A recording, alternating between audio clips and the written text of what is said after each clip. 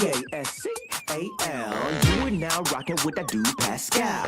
We be going wild, Haitian in the building, so original. Got the haters catching feelings. Get your hands up to the ceiling and keep them held high. Cause St. Louis isn't ready. Forget about it, goodbye. Hold up, we just saying hi. Five somebody, rise up. Weekdays, catch us live. Somebody, let's go. Good evening. Good morning and good afternoon, everybody. Welcome to the Pascal Show. Hope you guys all doing well out there. Hope the show finds you in good spirits, because another day above the dirt is always a blessing. Let's not forget that. Man, there's a lot going on, y'all. There's a lot going on. Oh, boy. And we're going to try to do as much coverage as we can in a very, very short amount of time. But it is what it is. It has been a crazy day. And, you know, I couldn't get out here earlier. I had to get here when I could. Okay. But this is insane. A lot going on. So we will be talking about a lot of different things in this show. Get ready. We're not going to be staying for a very long time on all these things, but we are going to talk about these things nonetheless. So do me a favor. Hit that like button down below. Crush it, do it, do. Hit that reaction button if you're watching on these other platforms. If you are watching on these other platforms like Facebook, X/Twitter, Instagram, TikTok, Rumble, Twitch, Kick, make sure you hit that follow button on all of them, okay? Please make sure you, if you can support the Twitch channel, go over to Twitch, hit the subscription, become a sub. That'd be greatly appreciated, all right? Definitely hit that subscribe button, though, here on my main channel, right here on YouTube. That'd be greatly appreciated. Do me that solid. Go and subscribe over to my second channel, The Pascal Show Clips and Pascal Raw. Subscribe to all of them. Hit that notification bell. Set it to all so you know whenever I go live, whenever I upload, because it is random. Just to be real. Excuse me. It is random, okay? So please do me that favor. Don't forget to hit that hit that join button down below. Become a member. Check out my Patreon. And, of course, check out PascalMerch.com. We got some really great stuff over there. PascalMerch.com. Okay, guys. Okay. We have got to get into this, and there's so much that has been going on. Excuse me, guys.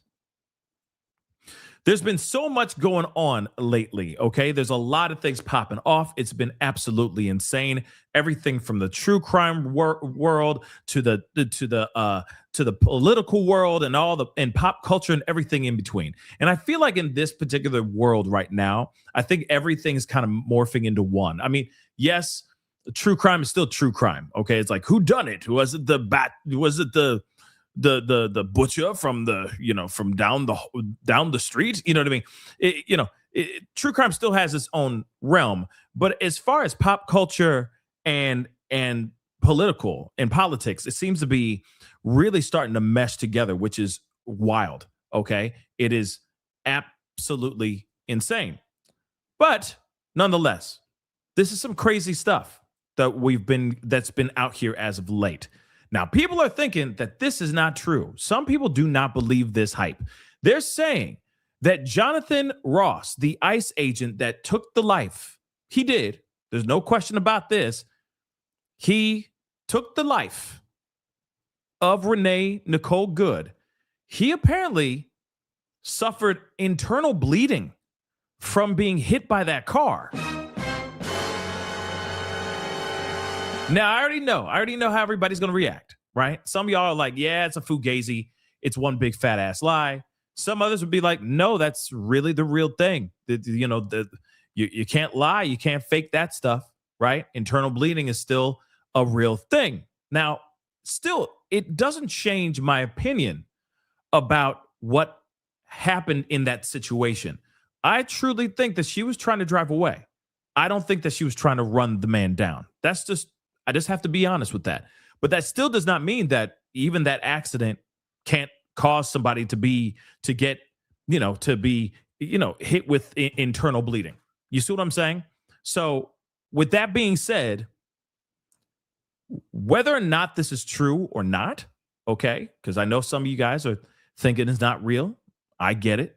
Some others will say it's not real. Some will say that it's real, and some will say it's not real.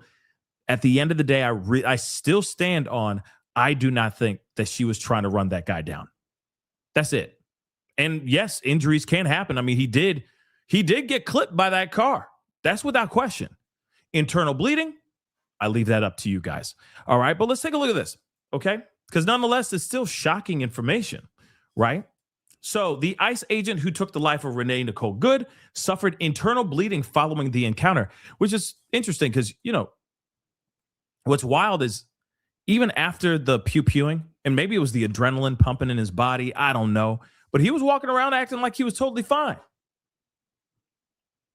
He was walking around like he was totally, totally fine. So again, you see what I'm saying?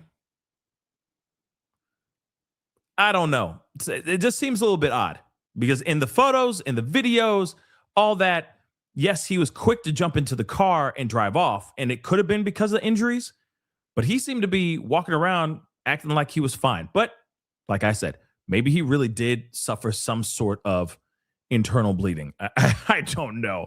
Okay, so Jonathan, the agent who obviously pulled the trigger 3 times in Renee Good's face. All right. So he endured internal bleeding to his torso. The Trump administration confirmed to the Daily Mail, the article we're reading here. The extent of his conditions remain unclear, though, as internal bleeding can also be classified as a bruise or contusion that causes mild or serious injury. I have to hit the dun-dun-dun. You see, it's about the words. It's the words that we get. Now, here's the thing. Let me just say this. Medical records won't lie. So if they had to do some sort of x-rays and whatnot, and it shows that there was some serious hurt, some serious injury going on from her car, then hey, there it is. Where are the receipts, right? Show us the doggone receipts for those of us who don't believe the hype. Because you got to remember, Trump went to his Truth Social and said he got ran over. So the people who hadn't even seen the video already had that in their minds, that he had been ran over, Google, by a car. Thank God he made it, blah, blah, blah, so on and so forth, right? But at the same time, where are the medical records? Because that would be nice to see, right? Because if they're saying it could be as small as a bruise, okay, that causes mild or to serious injury, it could literally be a bruise that a doctor was like, we're going to call it internal bleeding, right? Mr. President, we're going to be calling it internal bleeding, just so you know. You see what I'm saying? It just seems a little bit weird, right? Just seems a little bit odd, just in my personal opinion.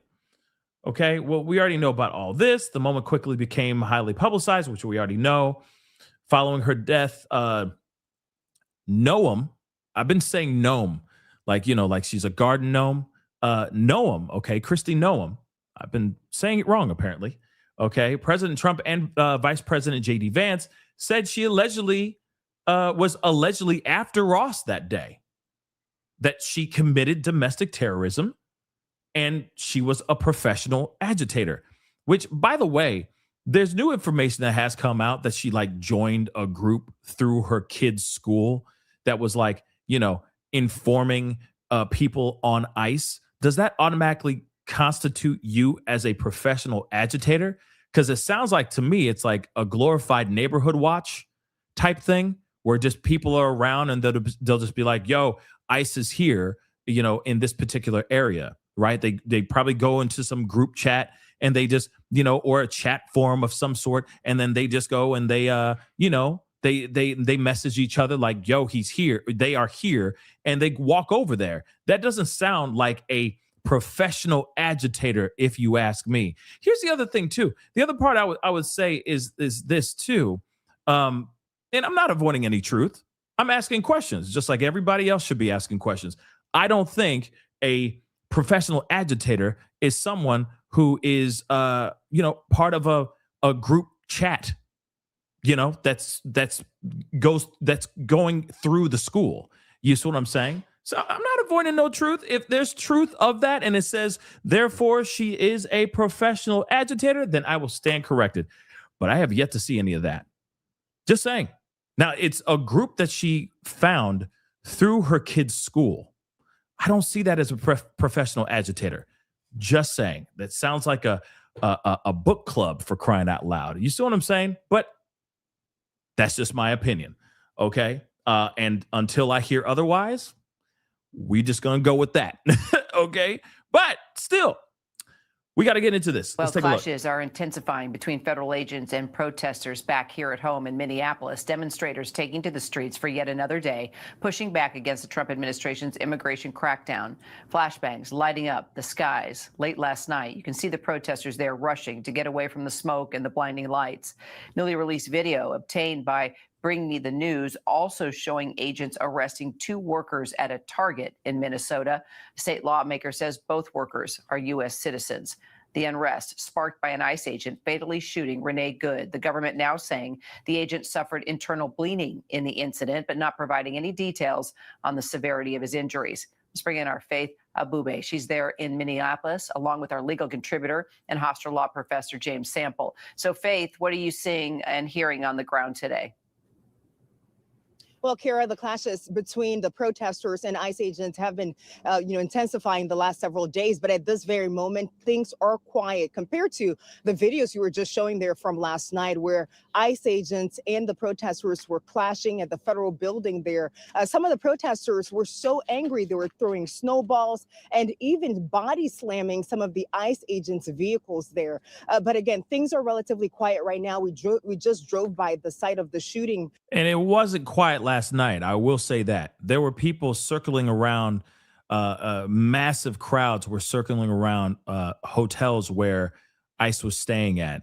Now, I didn't see anything further than that. But from what I understand, it was loud and crazy last night for sure. And it's only going to get crazier as more and more ICE agents start getting deployed, as more and more of them show up, and they're literally detaining, arresting people, literally knocking on their doors and whatnot. Right? It's crazy. You're going to see more and more people showing up. There's a part of me that feels that, oh God, and I don't want to see this, but I feel that Minneapolis may turn into Portland in the first term. Yeah. Like we're going to see that all over again. Do you understand? Like we're going to see Portland become absolutely or we're going to see Minnesota absolutely, or Minneapolis, I'm sorry, absolutely overwhelmed with protesters. Like it's going to be all that all over again. I don't want to see that. I really don't. But at the same time, I have a feeling that that's about to happen. If they continue going in the trajectory that they're going in right now, that may happen. And I hope it doesn't happen. But let's continue. And we saw a handful of people there holding vigil for 37-year-old mom, Renee Good. Today, of course, is a week since she was shot and killed by that ICE agent. And just in the last 24 hours, there are a number of things that we've been learning. Of course, the internal bleeding that we're hearing from sources that the agent suffered. But also, we've learned that several federal prosecutors, at least 6 of them who worked out of Minnesota, have now quit the job amid concerns about how DOJ is handling this investigation into the shooting. They feel, according to sources, that the DOJ is focusing more on digging up information on the victim, trying to figure out whether she and her partner had any connections to any individuals or groups that have been protesting or impeding the immigration enforcement operations that are have been happening here, instead of focusing on the ICE agent who actually shot and killed her. And so, of course, we're listening to that and seeing what the fallout will be in terms of that. But according to one source who talked to ABC News, this is the U.S. Attorney's Office's equivalent of the Saturday Night Massacre, of course, referencing the Watergate scandal. In just the last few hours, we've gotten a statement from Renee Good's family, actually from the family's attorney. They've hired an attorney, which is the same attorney who represented George Floyd's family. And in a statement, they said, quote, "What happened to Renee is wrong, contrary to established policing practices and procedures, and should have never happened in today's America." Kira. Well, James, let's talk about this video that we just showed a minute ago, obtained by Bring Me the News, showing the agents that are arresting the two workers outside that Target. Again, a state lawmaker says that both of these men are U.S. citizens. If indeed that is true, is it constitutional for a federal agent right now to walk up to someone and just arrest them like this? Do they have to ask for proof of citizenship first? Now, one thing that's interesting is that they're saying that it is constitutional. They have immunity. They have 110% immunity. They can't be touched, these ICE agents. So if anyone's impeding their investigations, impeding any of their raids, if they try to block them in the streets, if they try to follow them, anything of that sort, they have the right to detain whoever they want at any time now. That is something that has been put out as a tweet just the other day, which is crazy. I'm going to try to pull that up so you guys can see that. Kira, what they have to have is probable cause or a judicial warrant. And assuming, for the sake of argument, that they had neither of those, then the answer to your question is no, it is not constitutional. And an individual is not required, even if they are a U.S. citizen, to identify themselves as a U.S. citizen. It can certainly help to do so if you have that opportunity, but that is absolutely not constitutional. And if you think about the resignations that Faith referenced in the earlier segment there, those resignations are, in a sense, resignations protesting this very kind of activity, because those are federal prosecutors who would be in the role of prosecuting individuals who are seized, who are captured, who are arrested, and who are detained, and who are instead being tasked with tasks like researching the background of the widow of a person who was shot and killed. I will say, I think we're going to get to a place where we're going to have all of our papers. I'm saying everybody. At some point, it's going to turn into that. It's going to be everybody. It's not only just going to be black and brown people. It's going to soon be everybody. Okay? Everybody. And so, again, crazy, right? But let me show you this too. Let me just show you this is what's being tweeted as of 15 hours ago. They're saying, breaking. DHS fires warning to ICE agents. Federal immunity declared. So the Department of Homeland Security, the DHS, has just issued a blunt message to every ICE agent relayed by Stephen Miller, Dr. Evil. You have federal immunity in the conduct of your duties. Anyone who lays a hand on you or obstructs your mission is committing a felony. No city official, no state official, no agitator, no obstructionist can stop you from fulfilling your legal duties. This is not abstract rhetoric. It comes amid one of the tensest law enforcement flashpoints in years. ICE is deployed in Minneapolis after the fatal, well, we already know about this. Let's see. Well, I think, no, that's weird. Yeah.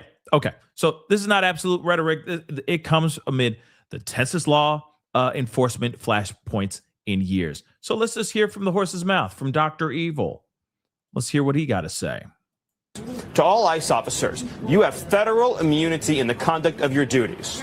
And anybody who lays a hand on you or tries to stop you or tries to obstruct you is committing a felony. You have immunity to perform your duties, and no one, no city official, no state official, no illegal alien, no leftist agitator or domestic insurrectionist can prevent you from fulfilling your legal obligations and duties. And the Department of Justice has made clear that if officials cross that line into obstruction, into criminal conspiracy against the United States or against ICE officers, then they will face justice. Okay, so he's basically saying that it's not only just the regular protester that's out here trying to block ICE agents from actually detaining a particular person that they believe is an illegal. He's also saying about other officials, cops, etc., that are not okay with this situation. Remember what the sheriff in Philly said? She said, don't come over here. Y'all don't want that smoke. You don't want this smoke over here. Right? So this is him in response to that as well. It's not only just these protesters that are out here that are protesting and trying to protect these particular people that are being targeted. Let's be real. They're being targeted. Okay? That's without question. This also has to do with these officers, these other officials, these other, our boys and women, boys and girls in blue, right? If they try to step in, if they do what the sheriff said, like, hey, y'all don't want to come over here. We ain't about that life. You don't want this smoke. So now you got Dr. Evil going, oh, so you don't want us to like that smoke? Throw me a freaking bone here, right? So now he's sitting here saying, nah, you can't interfere. Federal law. You can't. Or you're going to be in some serious trouble. So that's what he said. Dr. Evil said it. Can't believe that guy gets laid. Sorry, I had to say it. Can't believe that dude gets laid. Okay, but nonetheless, that is something that's really happening. Let's not forget too, there has been there are other there's all kinds of different footage out here of people getting rocked by ICE. A guy got blinded. I think he lost an eye because an ICE agent shot a pepper ball in his face in close range, causing him to go blind. I mean, this is crazy, right? Well, let me show you a little bit of this. Okay.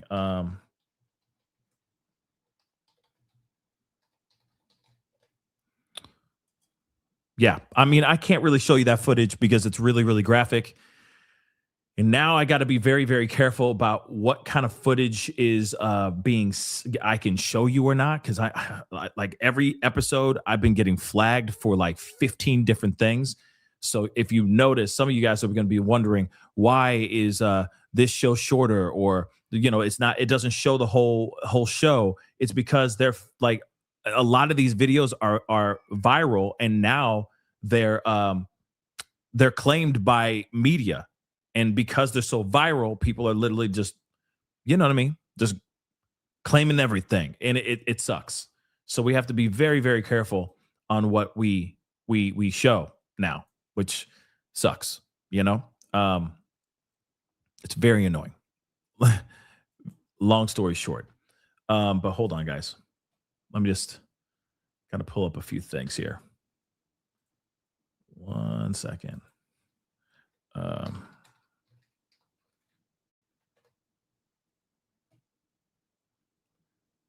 Yeah, this is all just pretty crazy. Okay, Trump's doing a signing ceremony apparently. So there was apparently a student walkout. We heard about the student walkout, but I thought they were going to do a student walkout next week, next Friday. But apparently they had one here just recently. Let's take a look. A week of chaos continues. I'm hoping that we bring the community together to pray for healing. Everybody is hurting. Our children are afraid. The familiar name now representing family members and loved ones of Renee Good. To the steps of the state capitol. Some in Como and St. Paul are the latest to stage a student walkout. Some taking the trek from their schools to the steps of the state capitol. They joined other students who are protesting the shooting of 37-year-old Renee Good by an ICE agent 1 week ago today. And now her family has taken the first steps toward a possible lawsuit. Her parents, partner, and siblings have retained Chicago-based law firm Romanucci and Blandon. The firm says it is launching a civil investigation. WCCO's Adam Duxter has the latest on the next steps. Sometimes I'm up, sometimes I'm down. For 3 consecutive hours Wednesday morning, deacons, ministers, and other faith leaders offering nonstop prayer at the spot where Renee Good was killed 1 week ago. Everybody is hurting. Our children are afraid. I'm hoping that we bring the community together to pray for healing. Wednesday, Good's family announcing they've hired a team of attorneys who say they're committed to doing the same. Chicago-based Romanucci and Blandon say they're opening an immediate civil investigation into Good's death. In 2020, Romanucci and Blandon represented members of George Floyd's family following his death at the hands of Minneapolis police. At the time, their settlement of $27 million with the city of Minneapolis and those 4 officers involved was record-setting. Wednesday, the firm tells WCCO Good's family is calling for peace. In a statement, her parents, Tim and Donna Ganger, sharing these 2 new photos, one with her brother Brent. Tonight, her loved ones say she was the light of their family, and the family's attorneys say their investigation will emphasize transparency, something the firm claims has not been a priority until this point, with the firm's founding partner saying they're committed to good transparency and accountability, which they ultimately hope leads to good policing. The firm says their next steps will be a challenge because of the immunity federal officers hold. They say the process won't deter them. This, as a community, continues to pray for peace. This kind can only come out by prayer. Legislation won't do it. Only the Lord can. Adam Duxter. I think that there's other people that think otherwise. Like, I get it that there's going to be people out here that want peace, that want these things to be done peacefully. And I agree. I do. I think that things need to be done peacefully, but there are videos out here, which I am going to share in just a second, where there's people out here going like, yo, they showing up with weapons. We showing up with weapons. I mean, it's getting to that place. What I said just the other day, which was like, I really, really hope that they're not going to get, like, they're not going to go to that next level, right? That it doesn't have to augment to that next level. I do hope that peaceful protesting can really make a difference, that we can be out here and make our voices heard, and maybe hopefully it can make a change, right? But there are people out here that are now sitting here going like, nah, bro. Nah, homie. They coming in, they're unaliving all of us. You see what I'm saying? And then now people are wanting to retaliate. Yes, even the Black Panthers are out there, right? They're suited and booted as well. And of course, cops are showing up being like, yo, what's this black guy with an AR-15 on the corner of the street, on the corner of the road? And he's like, yo, I know my rights. I got da. And he's like, he's spouting off the, according to the law, such and such, number 12375.-737.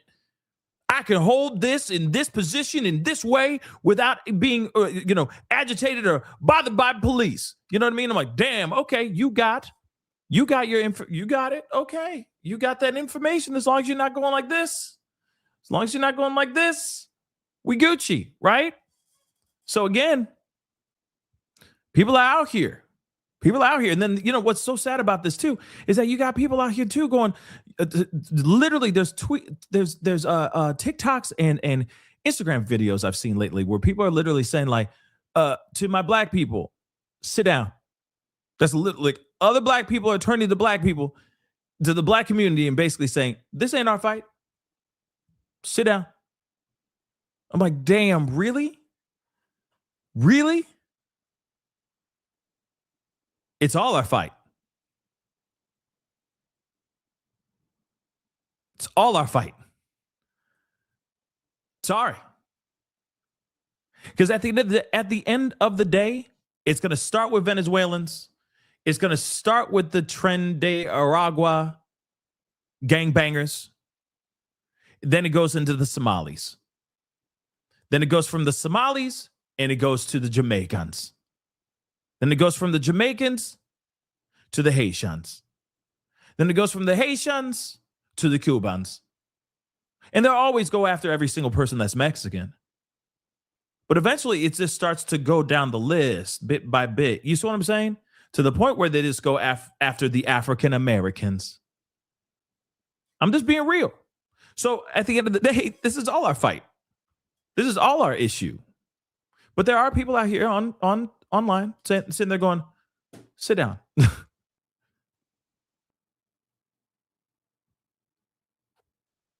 ain't your fight. Sit down. Crazy. Yes. 555. Dialing. Yes. One love, one heart. Let's get together and feel all right. But we don't live in that world right now. We don't live in that world. Everybody's, oh my God, we are so cooked. Oh my God. We are so cooked. It's ridiculous. And then what's crazy is we're cooked. We got Greenland problems. Okay. We got issues going on with the Venezuela. We got, like I said, we got things to talk about, y'all. We got things to talk about. It doesn't stop. It is the song that doesn't end. You know what I mean? It just doesn't stop. So there's craziness all over the place. And there's protests all over the place. You got to think, oh, I forgot Iran. Okay, that Iran thing going on. Yeah, let's not forget that. Are we going into war with Iran here very soon? And then everyone's trying to get dibs on Greenland right now, which is, by the way, when did that become a thing?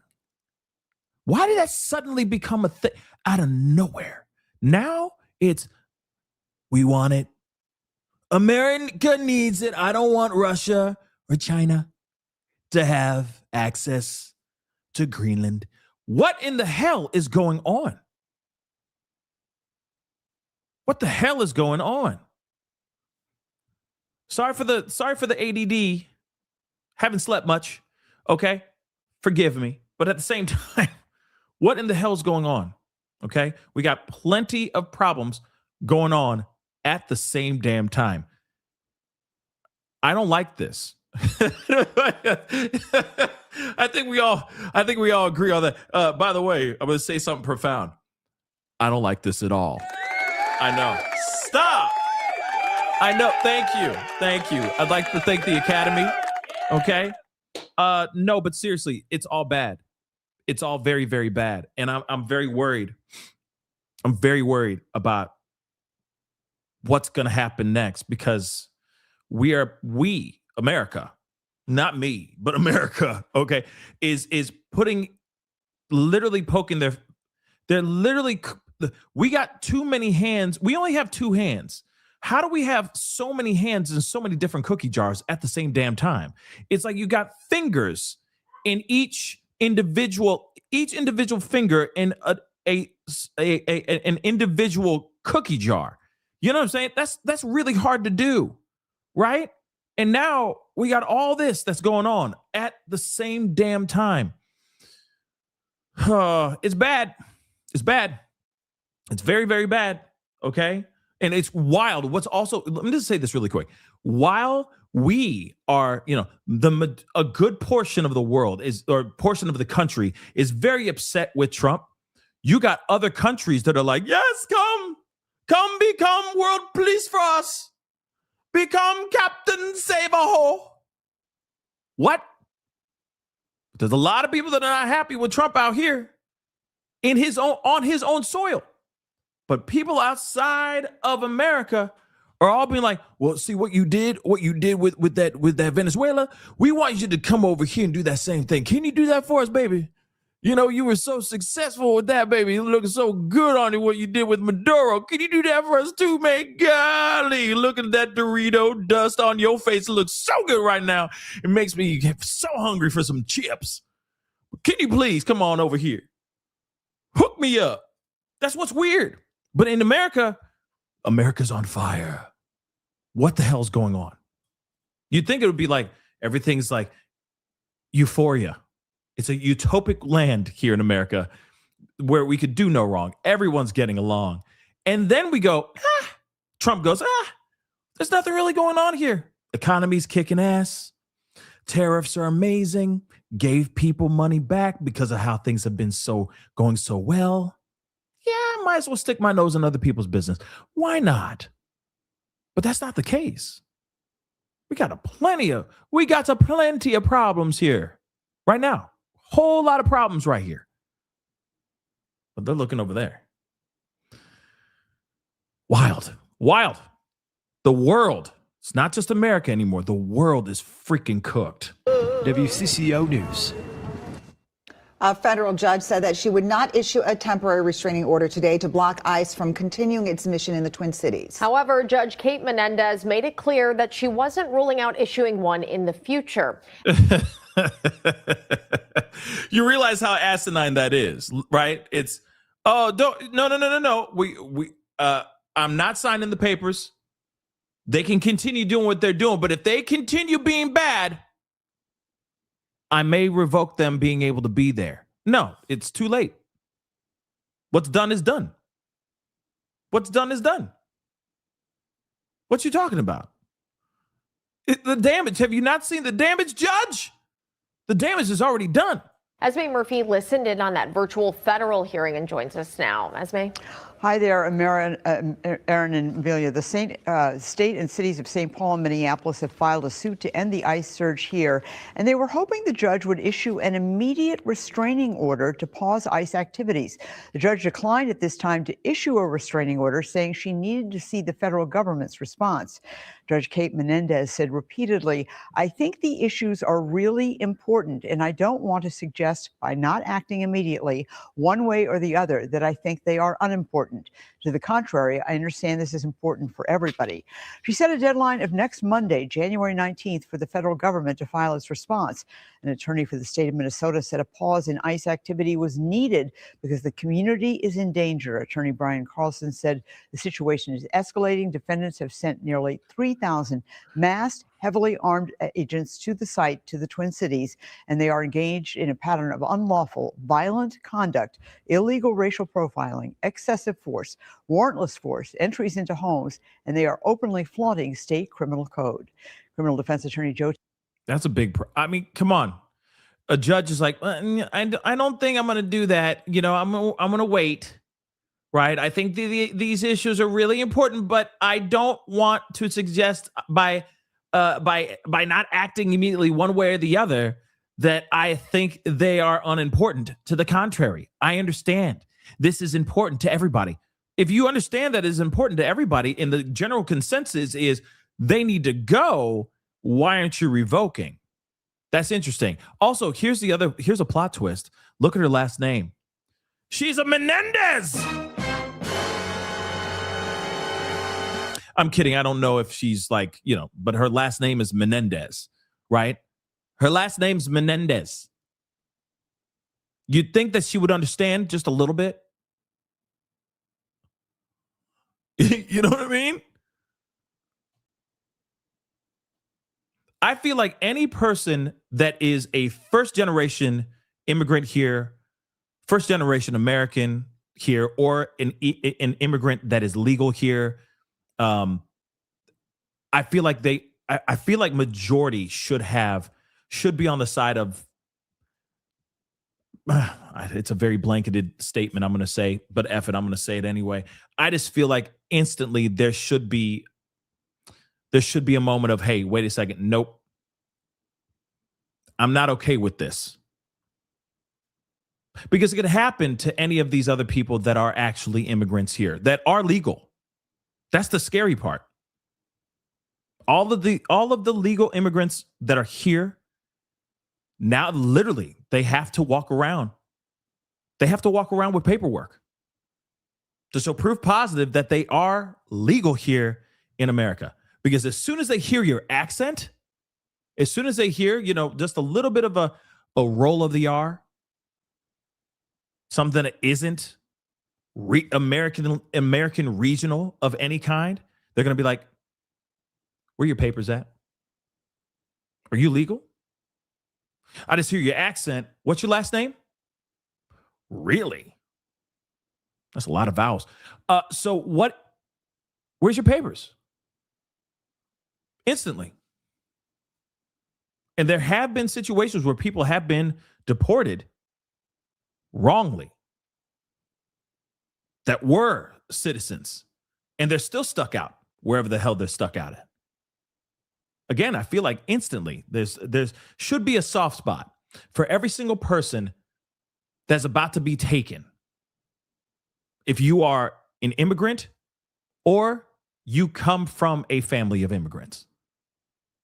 First generations Americans should understand this.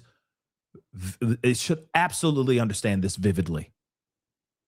Just in my personal opinion, right? You caught that, Neek? I'm proud of you. That's a lot of vowels. We're here for the jokes too, guys. Here for the jokes because it's all very serious. All very, very serious. Actually, what's interesting is if this is true, I guess it's not. Because apparently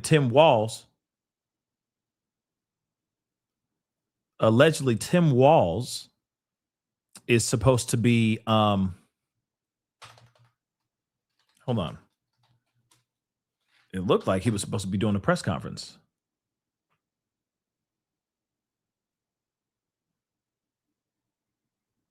About the immigrations, or about the ICE operation in an address to the state. He was sitting in there by himself, and we talked about the 4 points that he got into. But at the beginning, he was kind of setting the scene of what the chaos has kind of looked like on the street. Wait, hold on. ICE agents raising their communities.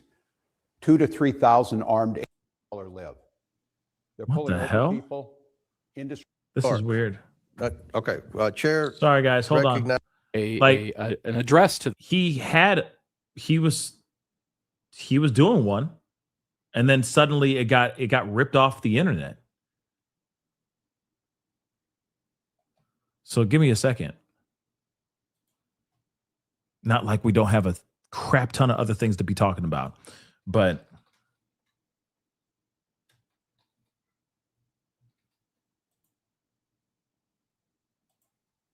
hold on. Unless it was a mistake. Maybe it was a mistake. Because I am looking around to see if that's anything or if that's anywhere. And I don't see that at all. All right. Must have been a mistake. But that's weird. That is definitely weird. All right, guys. Well, we got to move on. We got to move on to more conversations. Like I said, I might do a very late show. You just watched it on WCCO TV. WCCO TV. Let me see.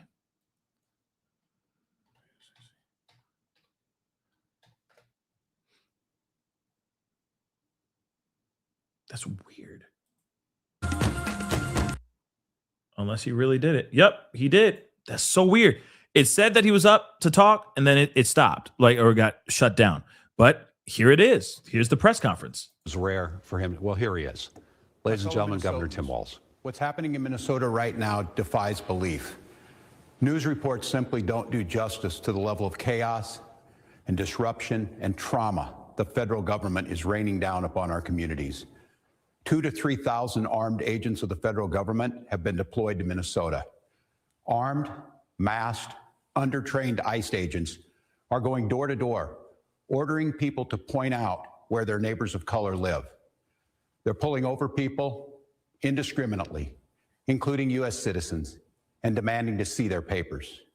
And at grocery stores, at bus stops, even at our schools, they're breaking windows, dragging pregnant women down the street, just plain grabbing Minnesotans and shoving them into unmarked vans, kidnapping innocent people with no warning and no due process. Let's be very, very clear. This long ago stopped being a matter of immigration enforcement. Instead, it's a campaign of organized brutality against the people of Minnesota by our own federal government. Last week, that campaign claimed the life of Renee Nicole Good. We've all watched the video. We've all seen what happened.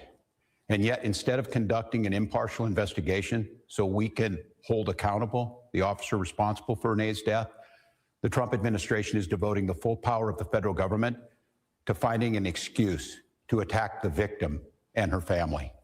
Just yesterday, 6 federal prosecutors, including the longtime career prosecutor leading the charge to investigate and eliminate fraud in our state's programs, quit their jobs rather than go along with this assault on the United States Constitution. But as bad as it's been, Donald Trump intends for it to get worse. This week, he went online to promise that, quote, the day of retribution and reckoning is coming. That's a direct threat against the people of this state who dared to vote against him 3 times and who continue to stand up for freedom with courage and empathy and profound grace. All across Minnesota, people are stepping up to help their neighbors who are being unjustly and unlawfully targeted.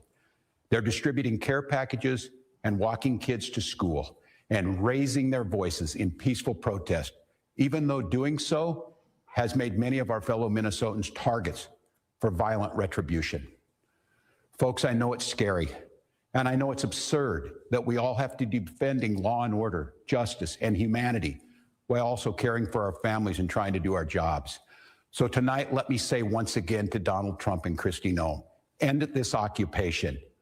You've done enough. Let me say 4 critical things to the people of Minnesota. 4 things I want you to hear as you watch the news and look out for your neighbors. First, Donald Trump wants this chaos. He wants confusion. And yes, he wants more violence on our streets. We cannot give him what he wants. We must protest loudly, urgently, but also peacefully. Indeed, as hard as we will fight in the courts and at the ballot box, we cannot and will not let violence prevail. You're angry, I'm angry. Angry is not a strong enough word, but we must remain peaceful. Second, you are not powerless, you are not helpless, and you are certainly not alone. All across Minnesota, people are learning about opportunities, not just to resist, but to help people who are in danger. Thousands upon thousands of our fellow Minnesotans are going to be relying on mutual aid in the days and weeks to come, and they need our support. Tonight, I want to share another way you can help. Witness. Help us establish a record of exactly what's happening in our communities. You have an absolute right to peacefully film ICE agents as they conduct these activities. So carry your phone with you at all times. And if you see these ICE agents in your neighborhood, take out that phone and hit record. Help us create a database of the atrocities against Minnesotans, not just to establish a record for posterity, but to bank evidence for future prosecution. The third thing I want to say to you tonight is we will not have to live like this forever. Accountability is coming at the voting booth and in court. Wait a second. I'm sorry, I don't mean to interrupt him. His statement, he's going to be done here very, very soon. But he says, "Oh, this is not going to last very long. Soon you'll be able to retaliate through votes." Do you know how long that's from? That is from now. Do you guys know how long that is from now? Like last I checked, we're in January. The primaries aren't until when? I'm just pointing something out. So unless there's some other, if there's some other type of, you know what I'm saying? Another type of voting that's going on here soon. I don't see it anytime soon. So what, they have to endure this for 10 whole freaking months? You gotta be kidding me, y'all. We will reclaim our communities from Donald Trump. We will reestablish a sense of safety for our neighbors. In 10 months. And we will bring an end to this moment of chaos, confusion, and trauma. We will find a way to move forward, and we'll do it together. How? See, that's the thing. You're going to figure out how to move forward together. How? How, Sway? How, Sway? How? I'd like to know, too. By the time November comes, shoot. Minnesota will be gone till November. Like, I'm telling you. Sure. And will not be alone. Every day, we are working with business leaders, faith leaders, legal experts, and elected officials from across this country. They've all seen what Donald Trump is trying to do to our state, and they know their states could be next. And that brings me to the fourth thing I want to say tonight, Minnesota, how incredibly proud I am of the way that you've risen to meet this unbearable moment. But I'm not at all surprised, because this is who we are. Minnesotans believe in the rule of law, and Minnesotans believe in the dignity of all people. We're a place where there's room for everybody, no matter who you are or who you love or where you came from. A place where we feed our kids, we take care of our neighbors, and we look out for those in the shadows of life. We're an island of decency in a country being driven towards cruelty. We will remain an island of decency, of justice, of community, of peace. And tonight I come before you simply to ask, don't let anyone take that away from us. Thank you, protect each other, and may God bless the people of Minnesota. Now, let me just say this really quick, okay? And see, Christina just said this too. I appreciate you saying this. The people we elected need to do more. The people are resisting. They're already out there in the streets demonstrating. They're already doing that. People are getting blinded. People are getting injured. Okay? So thank you so much for this comment on Twitch. But these are hard facts. This is hard facts. Now they do need to do their part. So I'm wondering, what is Tim Walz till the sweat drip down my, you know what I mean? What is he doing? What is Tim Walz doing right now? Sure, he's going out here and he's like, hold tight, everybody. The time will come when we can retaliate. You really think that that's going to keep people going home and sleeping and resting their weary little heads without worry that ICE is going to kick open their front doors and take their loved one? Is this going to change the thought or fear of someone running randomly into their home, dropping off food, a DoorDasher just trying to hide out because they're getting chased down by ICE? Like, I'm sorry. Cool. He came out. He said his thing. Cool. Do you, boo-boo. You did your thing. Okay? Sounded good. You didn't stutter when you read. Congratulations. It's hard. Okay? Reading teleprompters is hard. All right? But at the same time, what does this change? Hold tight, everybody. Hold tight for what?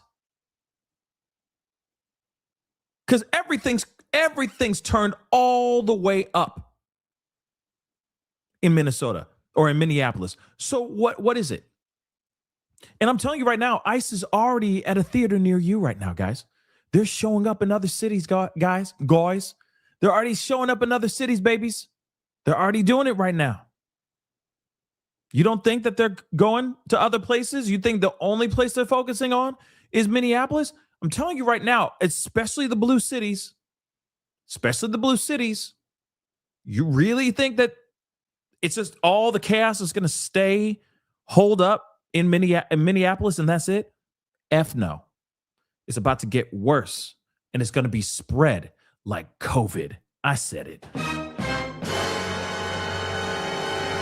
Here's the other thing that really bothers me is that now we're going to be in a place where people are going to be locked up like it's the lockdown all over again because they don't want to be out in the chaos. They're going to be very scared to get out there and even drive down the street to go get milk, bread, and eggs, which still don't understand why people do that when there's like a snowstorm coming. Let's go get some milk, bread, and eggs. I don't get it, but we all do it. We all do it, right? You already have eggs, plenty of eggs and plenty of loaves of bread at home, but you still go there to get the milk, bread, and eggs, no matter what. But you can't even do that soon. I'm sure there are people in Minneapolis that are literally hiding out, literally. That's the reason why now they're showing up to mother-loving people's homes and busting through the door and detaining them while they're still in their skivvies because they think they're going to be safe hiding behind their own private domicile. But the ICE, They are above the law, y'all. Okay? They are above the law. And we are hearing that from the guys upstairs. Insane.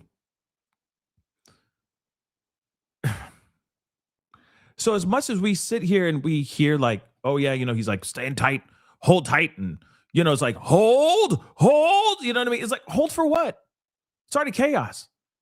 People are hurt, people are getting attacked, people are getting arrested, people are getting detained. Now they're being branded domestic terrorists as well now. Just so you know, now they're being branded domestic terries. Real talk. Imagine that. Because they don't like what is going on out there in the streets with ICE doing what they're doing.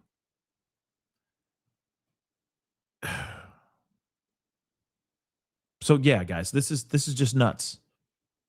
And extremely, extremely sad. Now, even Joe Rogan said something. Actually, before we go to Joe Rogan, I'm sorry, I forgot. Left turn. Still by ICE. This has to do with Renee Good. Now, a lot of people have been reacting to this interview that a father-in-law, Renee Good's father-in-law, had on CNN. So it says here, Renee Good's former father-in-law. So this is a former father-in-law, by the way, okay? Says he doesn't blame ICE. He calls on people to love one another, turn from their wicked ways, and turn to God. So, of course, Aaron, of course, they're saying, and Aaron Burnett kept prodding Timmy Macklin Sr. To get him to take a side. And he said, I don't blame ICE. I don't blame Rebecca. I don't blame Renee. I just wish that, if you're walking in the spirit of God, I don't think she would have been there. That's the way I look at it. Now, I think when it comes to no disrespect to anybody who's God loving or God fearing, however you see it, but I do think it's very interesting that people will lean on the side of, well, let me say what I got to say without actually saying it, but I'll let me shake up a little Christianity in there and like a dash of Jesus, and people will understand. And it's like, no, people aren't going to understand that, right? Now, apparently, this father-in-law has said a few things in the past before, talking about Renee. And from what we gathered and what people have been saying out here, it wasn't very good. Like he wasn't saying the greatest things about her. He could very well have a bias against her because of her ways. Maybe he didn't like that she became gay. Real talk. Maybe he doesn't like the fact that she went off and married a woman. Sorry, but think about it. As soon as she becomes widowed because her husband, Timothy Macklin Jr., loses his life. About 2 or 3 years later, she meets Rebecca, falls in love, and they get together. They get married. I'm just saying. Factors to put in here. There's obviously, there could very well be a bias here. But at the same time, let's hear what he got to say. Out front now, Renee Good's former father-in-law, Timmy Macklin, and he is the grandfather of Good's 6-year-old son, that little boy. And Timmy, we're really appreciative that you are willing to speak out. And I know you want to talk about Renee. Your son was married to her before he died in 2023. And now there has been this horrible tragedy for Renee. And of course, your grandson now has lost both his biological parents. You just heard the president speak about your former daughter-in-law. What's your reaction? Well, I'm a Trump supporter also. And Renee was an amazing person. Bang. Sorry. Instantly. I'm a Trump supporter. He says it right off the bat. So we already know what side he's going to be on. I'm sorry, but the dun-dun-dun. But he knows for a fact, I know, there it is. Jan Lee just said, there it is. Yep, there it is. He opens the statement. He opens the interview with, I am a Trump supporter, instantly. So, of course, we already know where he's at. But, of course, he's trying not to get in too much trouble, because you got to remember, there are people out here. Let me just say this. There are people out here that are doxing ICE agents. You don't think that they're going to do, you know what I mean? You don't think that they're going to, you don't think he's trying to tread on very thin ice right now, like walking on eggshells, trying not to get himself in a lot of trouble? You see what I'm saying? So again, just saying. I just think that, he obviously stands on one side, but I think he's trying to straddle the fence, and that is going to be very uncomfortable for him. And then, of course, it's going to be a very uncomfortable conversation, because you got the likes of this anchor going, hey, wait, you got to take a side. And he's like, no, I'm not taking any sides. You see what I'm saying? But let's continue. She full of life, full of joy. I mean, real gentle, a good mother. I just think, we make bad choices. And, that's the problem. There's so much chaos in the whole world today. And that's why the Bible says, if my people would humble themselves and seek his face and pray and turn from our wicked ways, God will hear from heaven and forgive our sins and heal our lands. And that's what we need to do. We need to turn to God and walk in the Spirit of God, and and let him lead us and guide us. So we have some news. She's amazing. Yeah. I'm sorry. Go ahead. No, that's okay. I am sorry for your loss, because for your loss for you, it's your grandson who will suffer so greatly, and you have suffered the loss of your own son so tragically as well, her former husband. Your grandson's 6 years old. Have you been able to see him or talk to him since all of this has happened? Not since it's happened. I've been blessed to see him, 2 or 3 times a year. He's amazing young child. I mean, he's amazing. He's really smart, and so I look forward to seeing him when I can. I want to ask you about this. When you talk about the confusion, and you've been open, obviously, about your support for the president, when you look at the videos of what happened, and I'm sure they're very hard for you, Timmy, to watch if you've even been able to. But the Deputy Attorney General says that the Justice Department doesn't believe that there's evidence to back a criminal investigation, right? And nothing about charges or anything that, just an investigation into what happened in terms of the ICE agents' actions.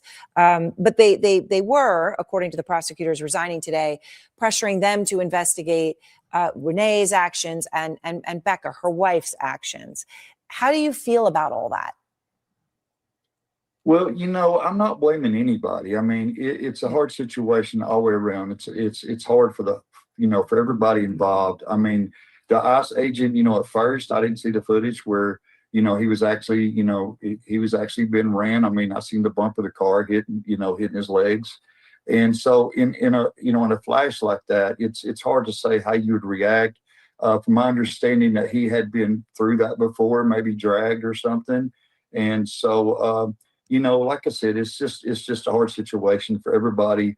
Becca, she's a great person as well. I mean, I don't have any enemies. I love everybody. And that's what the Bible tells us, love our neighbors as we love ourselves. But, I think there's some bad choices. And the word says, for the wrath of God will come upon the children of disobedience.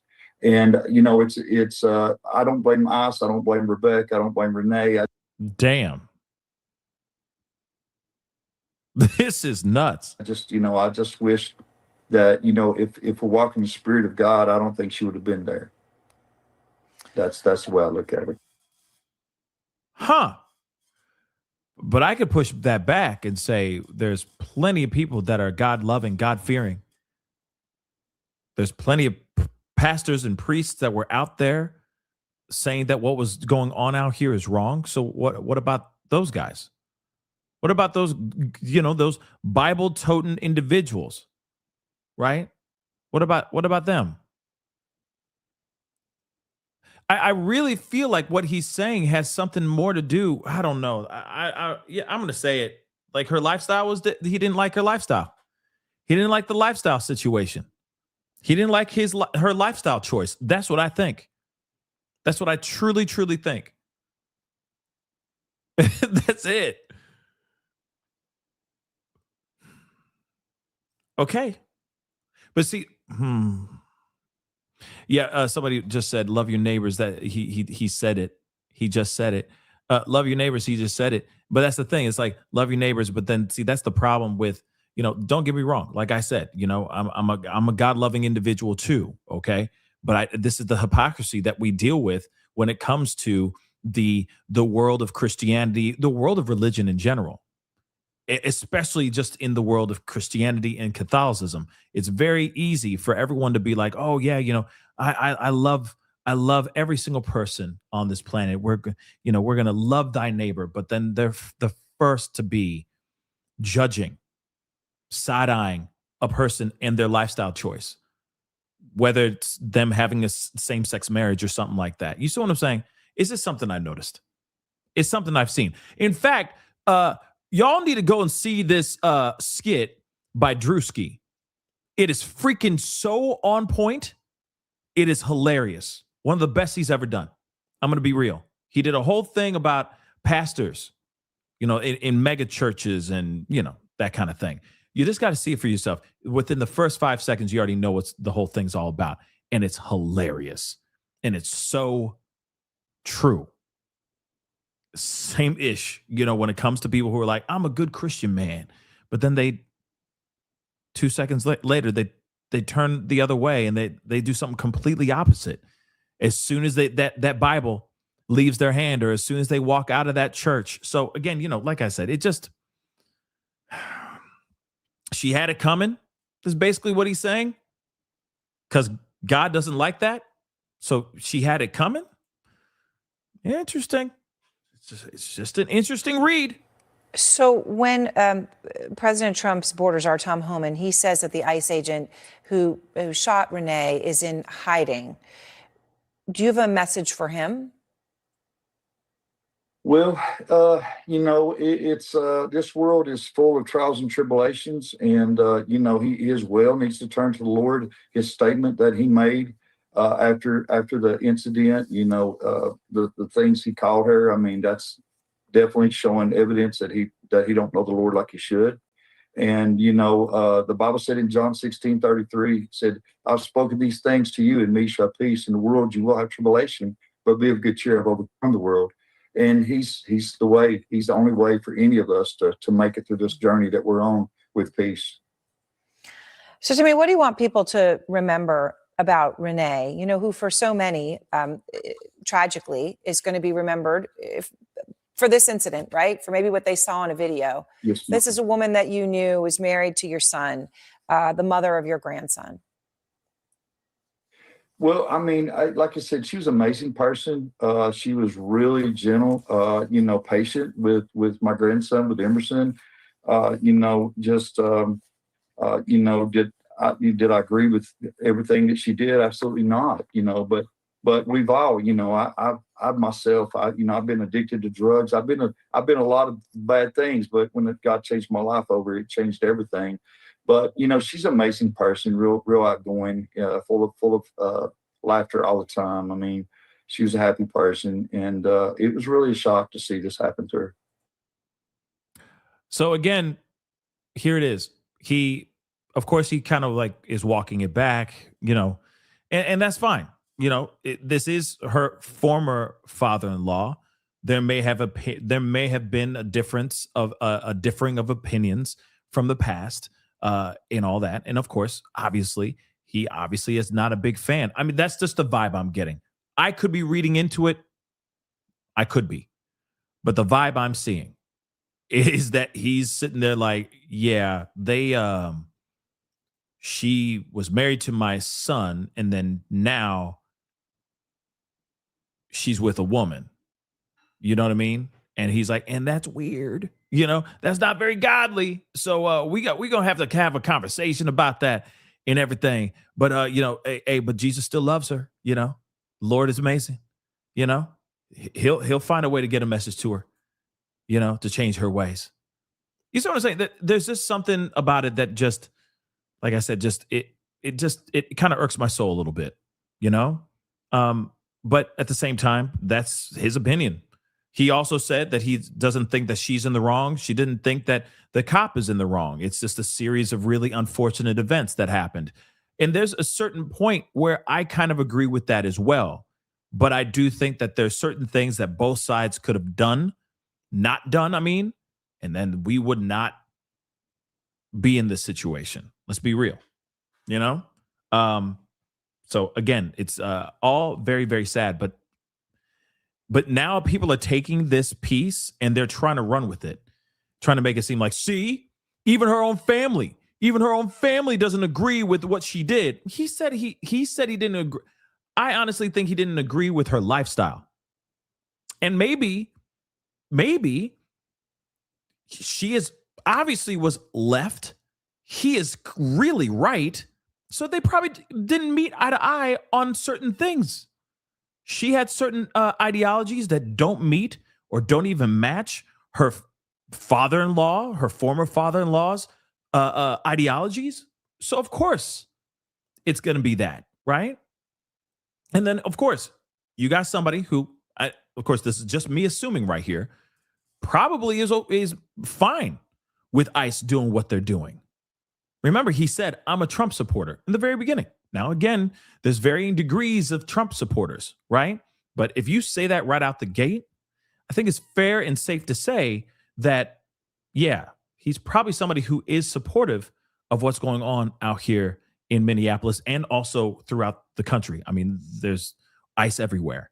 So again, that is just the vibe I'm getting.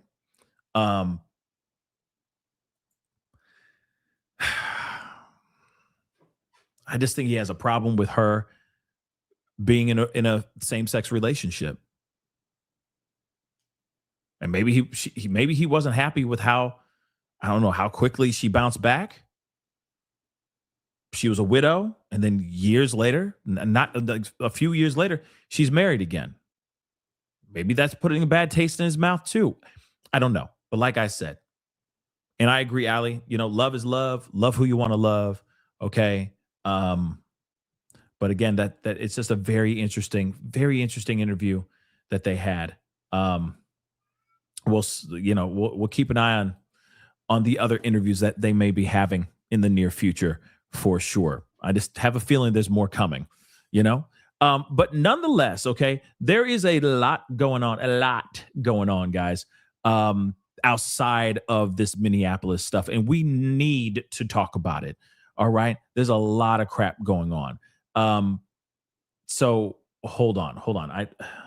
I had it and then it disappeared. So hold on. Give me 2 seconds. 2 seconds, guys.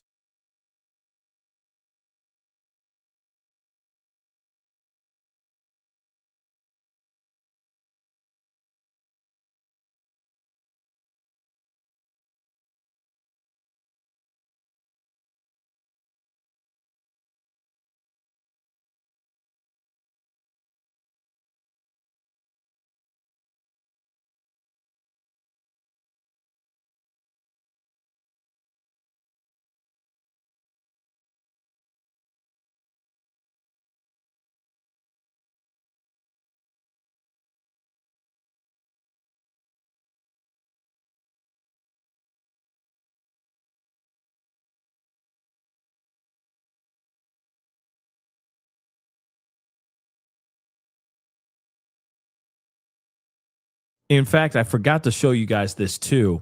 So let me share this and show this to you guys as well. I did this as a short, but I need to share this with y'all because this is obviously very, very crazy. But now we have, as far as yesterday, allegedly there was a database that was leaked out to the public, put on a website and everything, where you have personal details of thousands of Border Patrol and ICE agents allegedly being leaked in this huge database breach. So again, I can't get into the article, but of course, it is a wild thing that you have the likes of a whistleblower from the DHS, from the Department of Homeland Security, putting this stuff out here, guys, right? Like putting all this stuff out here so people know where these people live, who they are, what their names are. And then the next thing is, my question is, which is something that the House Democrats are wanting to know, is are any of these people part of J6? were any of these J6ers or Proud Boys. That is one thing I think that we're going to be finding out here very, very soon.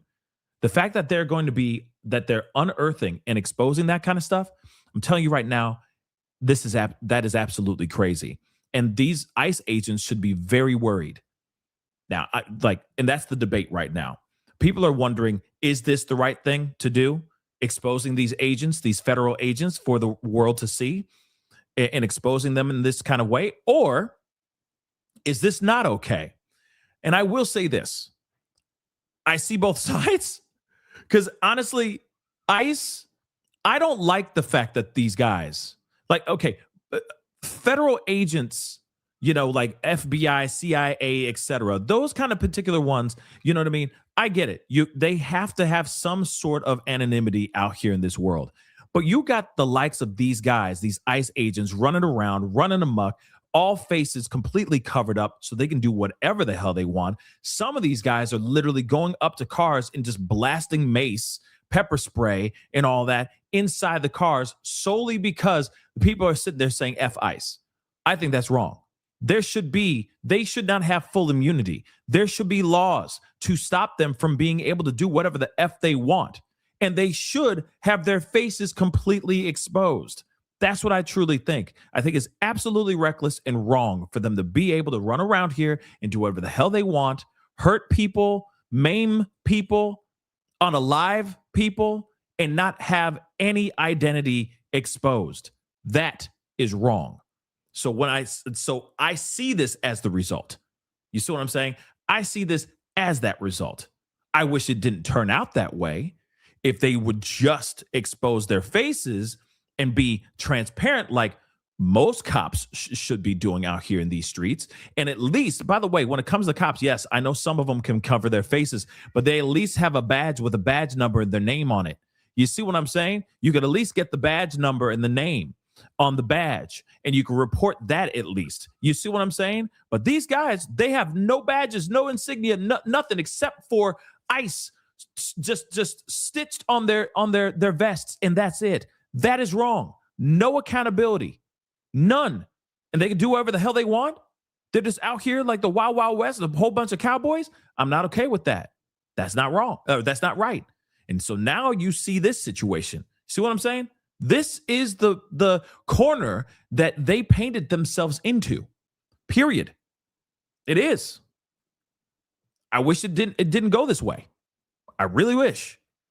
But this is literally what they did themselves. Real talk, by making that decision. Oh, yeah, cover their faces. They won't notice who you are, and it won't even matter. You'll be busy getting the bad guys. Nope. They're doing all kinds of things that are bad and wrong, and it's all being caught on film. And then they're trying to spin it to make it seem like it's something else, because they just sit there and they say, "Oh yeah, well, see what had happened was that video was it was an altercation between a couple agitated individuals. They threw some projectiles at the car, so we shot them with some pepper spray inside their cars." That's not entirely true. Okay? Or, oh, that guy who was having a seizure while we were detaining him, oh, he was just acting. It was one big fat ass lie. Are we sure about that? You see what I'm saying? It's just wrong. It's just wrong. Okay? So personal data out here on a website. I haven't looked at it. I have not. But nonetheless, it does exist. Okay? Now, we have to talk about this, because there is some really, really crazy stuff going on with Greenland, okay? Troops are getting deployed to Greenland. B. Bellact. Maybe I'll do a poll. Just give me a second. Let me get to the next story, okay? I'm on a tight schedule this evening, okay? But nonetheless, and so when I get a second, I'll do it. Okay. But here's the thing. Greenland is about to go off like a powder keg. I don't think anybody wants to see that, y'all. No one wants to see this. No one asked for this. How's that? No one asked for this. It's not like, like with what's going on in Iran. like Israel, Iran, Afghanistan, those kind of things. You know what I mean? The tit for tat that's going on over there. It's very typical. We're used to that, right? We're like, oh, once again, Iran, Israel, they doing their thing, and Trump has to stuff. America got to step in and be the mediator and be like, guys, you love each other. You know what I mean? Not like they really love each other, but you get what I'm saying, right? We jump in and we try to mediate and try to, cool them down, right? But this is different. Now Greenland is in the middle of a cluster F because Trump believes that this is a location that we really, really need. Now, if we really, really needed it, why didn't we do anything before? Why suddenly are we looking at it now? And here's the other thing, too. They had a meeting today. Earlier today, Trump had a meeting with the other, officials over, over there from Denmark, some other Danish officials, had a conversation, and apparently it did not go at all the way that the Danish was hoping it would go. Trump is hell-bent on getting Greenland. He's like, I'm taking it from you guys, whether you like it or not. Now, this is what is getting very interesting. You have the likes of other countries, NATO allies. Let me say that again. NATO allies that are coming together and they're deploying ships, troops to Greenland to meet with the American troops that will eventually be deployed in Greenland. Not because there's a war going on. It's to allegedly try to stop a war from going on. You see what I'm saying? Does that make sense? Does that make any sense? Have you heard anything like that before in your life? For a fact, like, like for example, like you out with your boys, right? And your girls, okay? And you have that one friend that's a hothead. And he's especially a hothead after a few drinks. Let's just say that, right? And he bumps into, and he's notorious for being a hothead. So he randomly, it's like an accident. People are drinking, everyone's having a great time, and he randomly accidentally bumps into another guy who happens to be kind of a hothead, known to be a hothead, right? And the girls, it's the same thing. You guys are drinking, you're, whatever, but your hothead friend runs into another hothead girl, right? And then suddenly they're like, you split it up, you break it up, you break up the situation, right? And, she's like, what the F? F you, you know what I mean? That kind of thing. And bros are doing the chest thing. Like, what are you going to do, bro? What are you going to do? And the guys are like, come on, chill, man, chill. We're having a great time. Look at these ladies, man. We're talking to ladies and everything. We're having a great time. Don't ruin tonight. Damn. And then he goes, nah, bro, it's all good. It's all good. I'm just going to, like 15 minutes later, when everything's subside, everything's chill. He goes, no. It's all good, man. I just need to talk to him real quick. Why do you need to talk to the dude? Why do you need to go over there, man? We squashed it. It's cool. No. I just need to talk to him real quick, man. It's all good. It's all good. It's all good. And so he goes over to the other hothead. And what do you think is going to happen? 90% of the time, it's going to go one way. 10% of the time, it goes the way that you hope it's going to go. And it never does. 90% of the time, it goes crazy. Fight ensues, something of that sort. It's not like, yo, hey man, let me get you a shot and stuff, man. Like, we're gonna talk about it, and big misunderstanding. No, most of the time it turns into a fight. So look at this. You got all these other troops coming in. What, to have a conversation?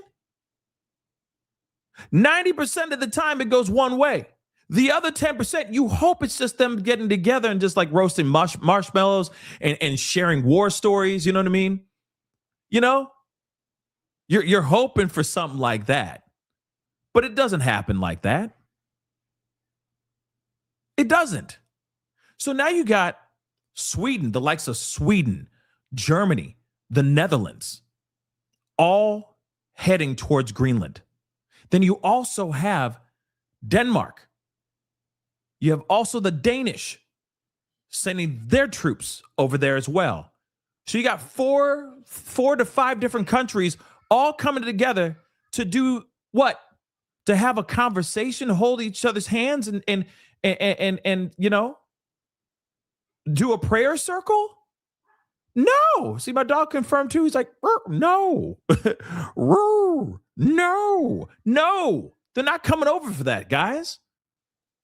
So are we all meeting up to start double W the third?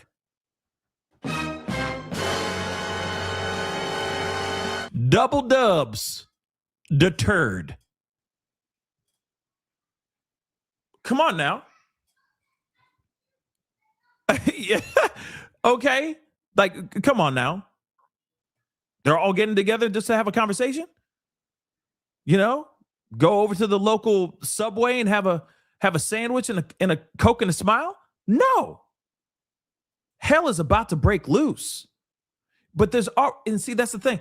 There's already hell that's about to break loose somewhere else. This is the reason why we got to go through these so quickly, because there's so much going on. So now you got German troops that are about to touch down in Greenland right now as we speak. As Danish leader says country is still stuck in a fundamental disagreement with USA over the island after frank meeting. In other words, Trump said no. He said he's going to take this country whether you like it or not. That's what he's doing. Okay? That's it. He doesn't care. He doesn't care. Like I said, he's been feeling good about what happened with Maduro. So he's saying, hey, Roland, you ain't wrong, baby. Okay? Just because you could doesn't mean you should. You understand? Diggity damn. So again, Denmark and the U.S. are stuck in a fundamental disagreement over Greenland after leaders from both countries meet for talks in Washington earlier today. And it didn't go at all well. It didn't, because Trump sat there going, no, this is ours. We're going to take it. If we will offer you money, we can make a big deal. We can make a really good big deal. But if you're not going to take it, I mean, I don't know what to say. We're just going to take it, whether they like it or not, whether you like it or not. We're taking Greenland. We need it. We need it for security. That's what we're going to do. That's what he said. He don't care. Come on now. Danish Foreign Minister Lars Løkke Rasmussen said the meeting with Vice President J.D. Vance and Secretary of State Marco Rubio was frank, but also constructive, but admitted work was added to, quote unquote, find a common way forward. What was the work was needed to find a common way forward? The only way that J.D. Vance and Marco Rubio are looking at this is the only way that it could be a possible way, the common way of going forward, is if they say, here are the keys to the country. Enjoy.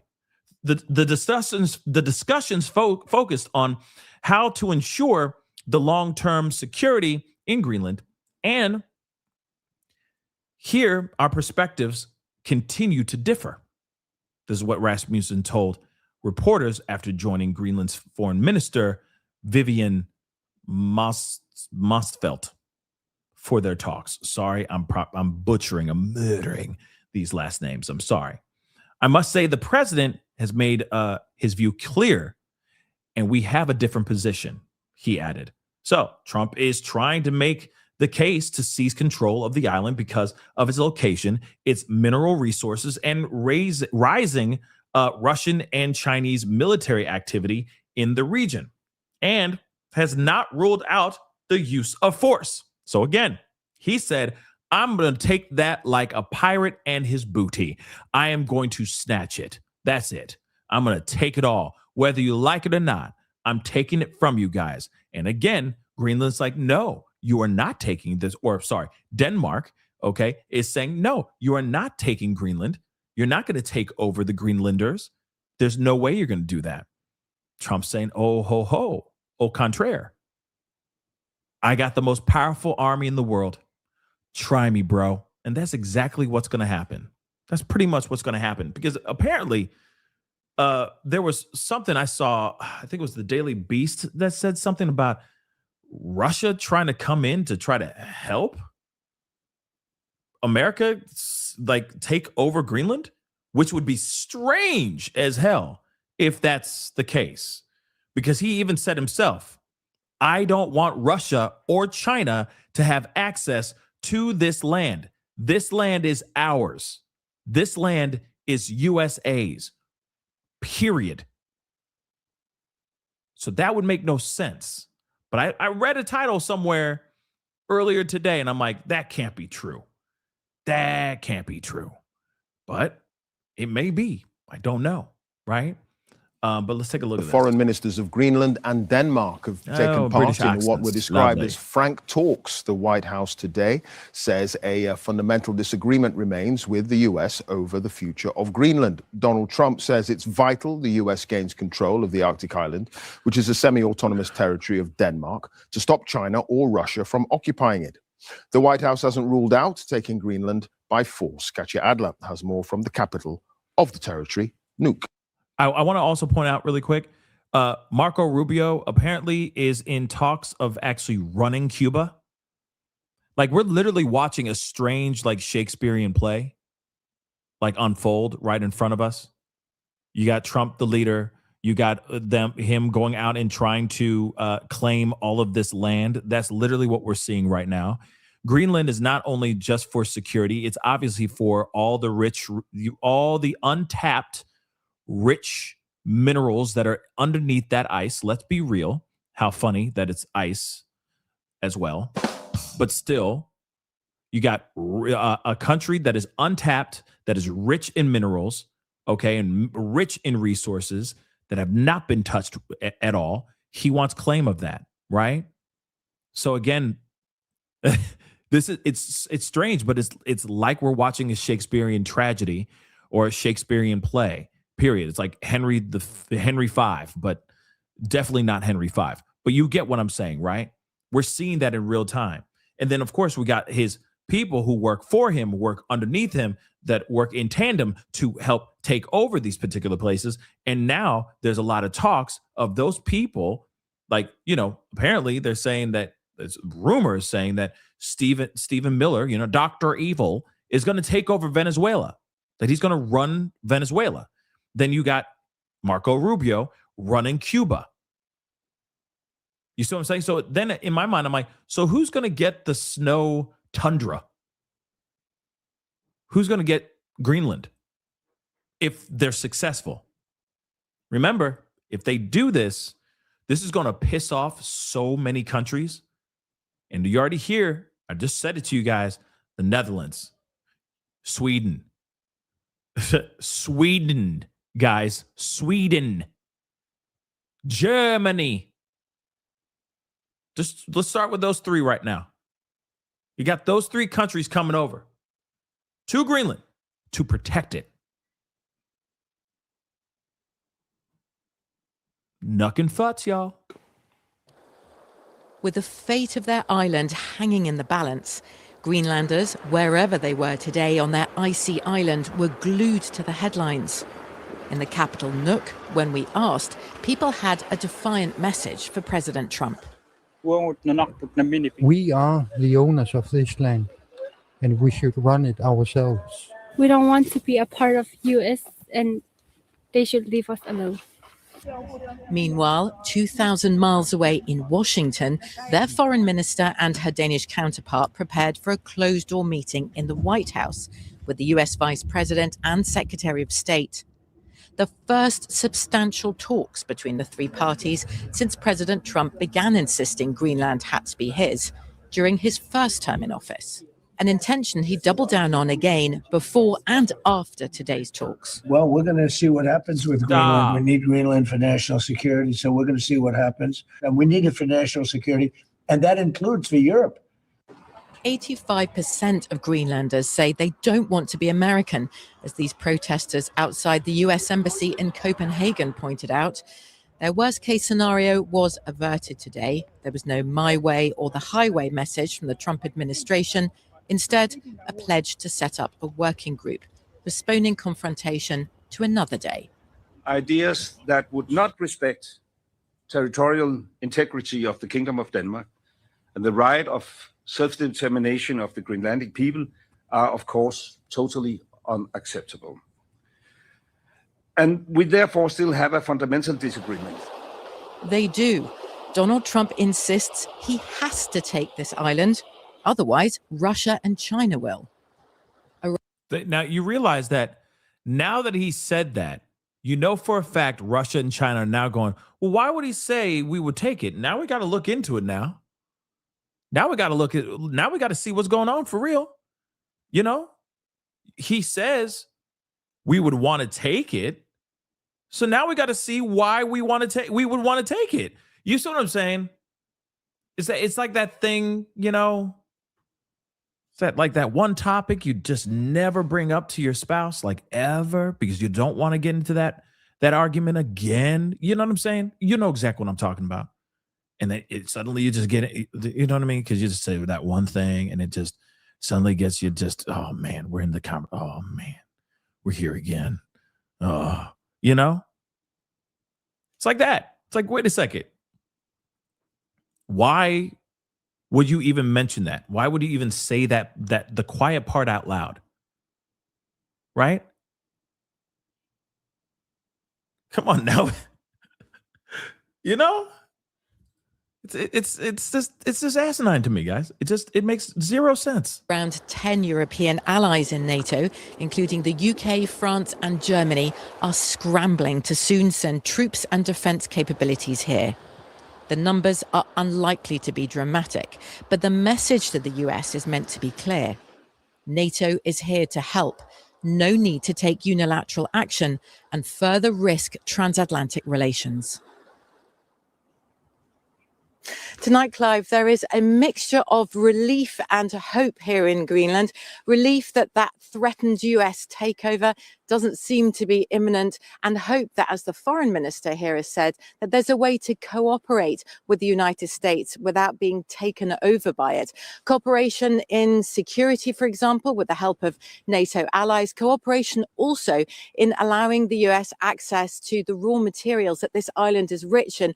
President Trump is particularly interested in rare earths and minerals, as every other global leader is as well. But when it comes to the sovereignty question, if he keeps insisting that this island must be his, that's when the spirit of compromise inevitably will turn to confrontation, with an impact not just here on Greenlanders, but also on the future of the transatlantic alliance, NATO, and on wider Europe-US relations.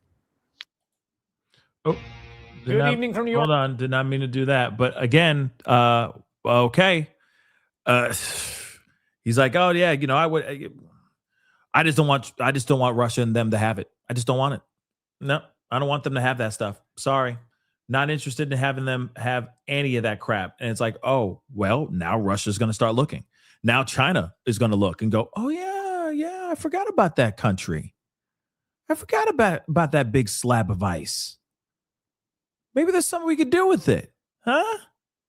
You know? Hey, Xi Jinping, come here. Hey, peep this. You don't see this big slab of ice over here? Yeah, that's a country. That's crazy, right? But do you see how close that is to America? Xi Jinping looks at it and he's like, word? Oh, word. I didn't realize that's really a thing. I forgot about Greenland. Isn't that crazy? I forgot all about Greenland. Man, that's crazy. That's really close. See? Come on, man. He said that we should be looking at it. We shouldn't be looking at it, but hey, man, now we should be looking at it, bro. You see what I'm saying? And it's the same thing with Putin, too. It's like, oh, you know, let me see what's going on. My vodka would be chilled for life. Perfect. You know what I'm saying? Yo, Xi Jinping, come over here, man. Hey, peep this. He's like, oh, word. I totally forgot about Greenland. I didn't even know that existed, baby. Thank you so much, Trump, for bringing it up. Appreciate you, son. Appreciate you. Now we're going to take it. So again, this is the problem that we're seeing. This is the massive problem that we're seeing, and it just never stops. It just never stops. Okay? So we got to get into Iran. One thing is for sure. One piece that I want to share with you guys, because this is very important. This is the exiled Iranian prince coming onto Fox News to talk about the death toll of protesters in Iran. Now, here's the problem. No disrespect to the Iranian people, but there are so many different numbers being flung out here about the death toll. They're saying it's 2,000. Some places are saying 6. Some are saying as big as 12, and even bigger than that. Death toll of protesters losing their lives. Right? And Jay Recon, don't worry, I'm getting to it. I'm going to get to it. I see it. Also, Messi gave me the heads up, so I appreciate you all telling me this. But again, come on, right? He's sitting there going, oh, yeah, we've had 2,000 plus people, blah, blah, blah, right? Yes, some have said 20. I've heard other people say crazy stuff like 60 to 80,000 people, and I'm like, are we sure that's true? Or are they just jacking up the numbers so that Trump does something? Do you see what I'm saying? Like, I'm not saying that people aren't losing their lives. Come on. I'm not sitting here saying that people aren't losing, protesters are not losing their lives. But are you really saying that 20,000 protesters have lost their lives out there during this whole thing? Are they, you know what I mean? Are they inflating these numbers? Are they flaming the hell out of these numbers just so that they can get Trump to be like, we're coming in? We're swooping in with the troops. You see what I'm saying? So again, it's just something interesting. And we got to hear a little bit of this. And then, of course, I'll hop away from the Iran talk to this other breaking news that just happened. Okay. Let's hear what this exiled Iranian prince has to say. Now is exiled Iranian Crown Prince, His Royal Highness Reza Pahlavi. Your Royal Highness, thanks for being here. Thank you. You are in contact with people on the ground inside Iran? As much as possible in the last 72 hours. As you know, it's been very difficult to access people, but every now and then information gets to us. I was able the night before last to have a FaceTime moment with a few of the people who came right off the street to tell us how the situation was on the ground. I mean, awe and admiration in the courage that they have displayed. But the sad news is that we had more casualties in the last 2 days, 4 times the number of people who were dead as a result of the 9/11 terrorist attack. We're trying to get our head around that. What is the number? That about 12,000 plus. 12,000 plus. That's what we get so far. It might be more, but that's the minimum number that we know so far have been killed by the regime. This is not arrested. This is killed. We are talking about using military weapons, AK-47s, armored trucks to shoot to kill unarmed protesters. Their bodies are being picked up by bulldozers, and they charge each family for the bullet to be able to just retrieve the remains. It's abhorrent what's happening. That is insane. The fact that people are protesting, they're losing their lives, and then for people to be able to get their loved ones' remains so that they can do a proper ceremonial goodbye, they're getting charged for that is absolutely insane.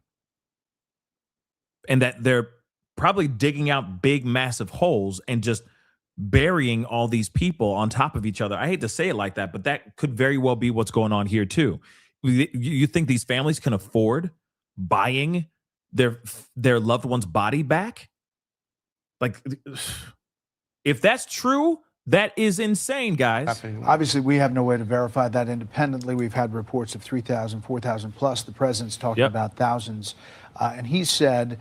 Again, you hear thousands of people, okay? Not just, like multitude of thousands, not just 2,000, okay? You're now hearing a whole lot more than what we heard before, which, like I said, I heard the other day, yesterday, it was 2,000. Now we're hearing 6,000, 7,000 people from the exiled Iranian prince here. Again, some people will sit here and say, will side-eye what he said because they're going, is he saying that to ruffle the feathers of Trump so that Trump goes, oh, well, that does it. We're coming in. You see what I'm saying? Now, I will say this. Whatever's going on in Iran shouldn't be happening. The protesters should not be losing their lives. Let's be real. They shouldn't. But at the same time, this is the thing. This is what people are asking right now. People are wondering, hey, are they inflating these numbers to get more of a reaction from America? You see what I'm saying? So, like I said, very interesting though.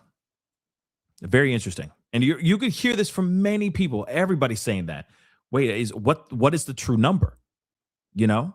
Regardless if it was one person losing their life, it should not happen. One person losing their life, it's still wrong. A protester, that's wrong. Every protester should still be alive. Just like Renee Good should still be alive, in my personal opinion. Okay? But at the same time, could they be inflating? Maybe. That it's crossing this red line and he's going to make a decision. You've been on record before opposing U.S. military intervention in Iran. Are your views different today? Brett, when you have civilians being murdered, massacred in a war that is waged against them by their own government, when the regime orders troops to fire on unarmed crowds, defenseless people, the only way they have a chance to have an equal playing field to overcome this regime is when they cannot neutralize this repressive force, some additional help is needed. I don't look this as an aggression to a country. I'm talking about helping a nation liberate itself by giving them assistance that cannot otherwise obtain on their own. That's why it's critical and empowering. But a message of strength says we are not going to stand for this and we will not turn our back on these people. What the president said was so energizing and it caught like wildfire and people are going back to the streets to continue the fight. You had a meeting with the peace envoy, Steve Witkoff, over the weekend. Is that correct? But I'm not going to discuss the people we are in touch with out of respect for the administration. These are sensitive moments. But what I can tell you is that what the president has said has been extremely energizing to the people. The Iranian people count on this president to follow through on his promise that he made. And this is something that will keep them hopeful that this time they're not going to be thrown under the bus as they have before. So getting from point A, where we are, to point B, if the regime, as some people suggest, collapses and the protesters have this moment, what is the model for success? What is the country that you have in mind or your other protesters have in mind, the model for success?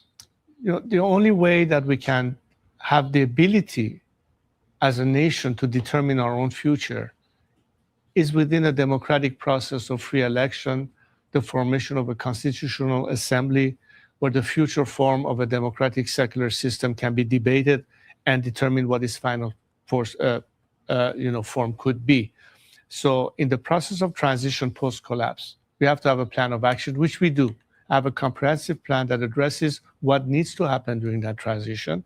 How are we going to manage that process? What is the responsibility of an interim government to set the stage for that? And at the end, let the Iranian people, in complete transparency, debate what it is that ultimately they would like to opt for. But you yourself haven't been there since 1978, is that correct?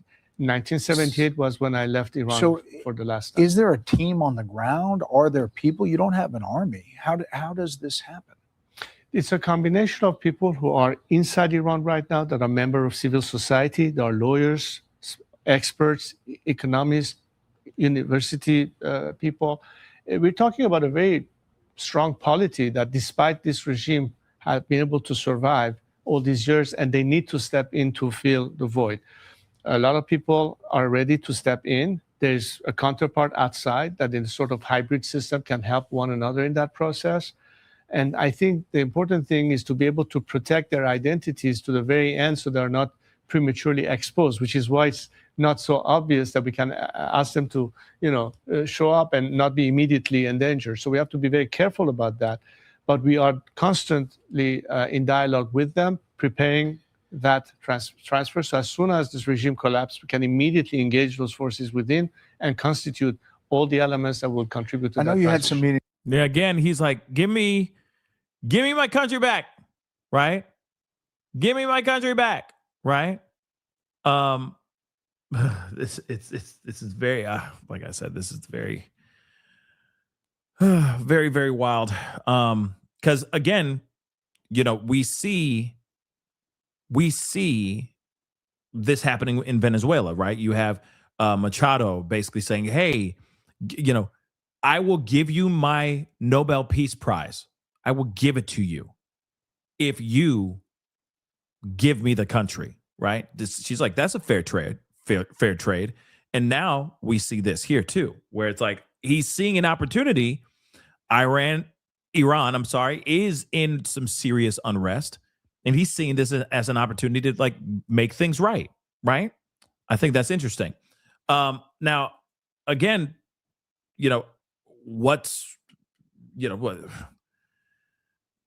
how that is going to go down, I don't know. I really don't know how all that's going to go down, because you also got you got the supreme leader over there. He's not going down without a fight. He's already been threatening the life of Trump as well. Like it's been bad. It's been bad. Okay. But real quick, I hate to do this left turn, but I see on this super chat, and I just liked it, and I already got a tweet about it, but I don't see anything about it. So breaking news: an ICE agent now actually pew-pewed another person. If that's true, I have not seen anything new. I have not heard or seen anything about a person getting pew-pewed, an ICE agent pew-pewing another person. So where's that information? Because I've been Googling, not Googling, but I've been searching. I've been Googling. I've been doing everything. And I have yet to see anything. People are reporting that. People are saying, yeah, another person got hit, but there's no coverage. Wait, hold on. The shooting happened. Hold on. Okay, but where is the actual situation? Because I don't see it anywhere.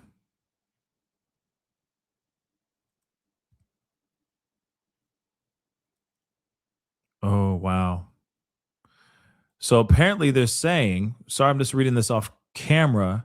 So after Whipple went to the gathering at the library at Nicollet Mall, I'm sorry. It was a socialist community gathering planning for the weekend. No filming.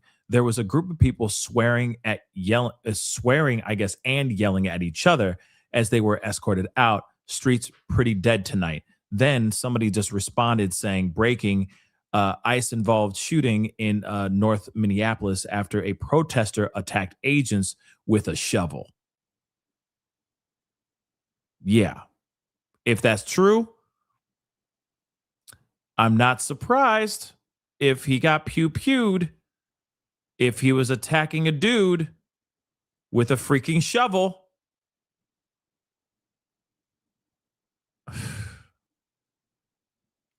So now I'm trying to find it. Hold on, guys. I have no idea where this could be, but we're gonna look at the usual suspects. Let's just see something here. I mean, if you're attacking there's no question about that, guys. I'm sorry. Apparently he got hit in the leg. At least that's what some reports are saying on the internet. But again,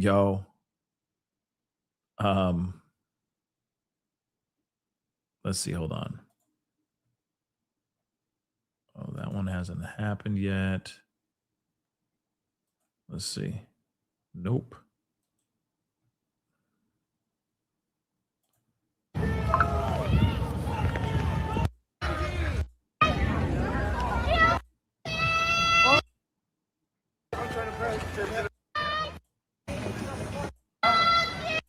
Andy was in good spirits.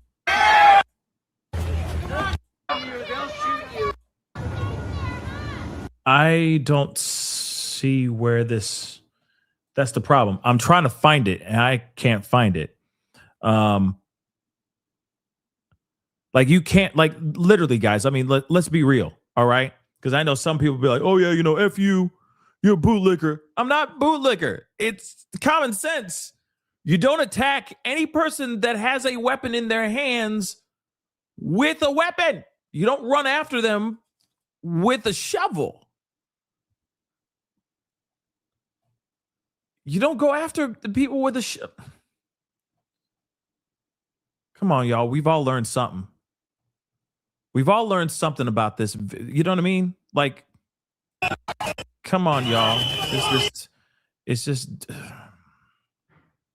But yeah, I'm trying to find it. I don't see anything yet. But I'll have to bring that up later, I guess, because I don't see where to look. That's the problem. I don't see where to look right now. Yeah, keep your doggone hands to yourselves. Okay? Period. Okay, status. Because this is, of course, more crazy stuff. Okay. Oh.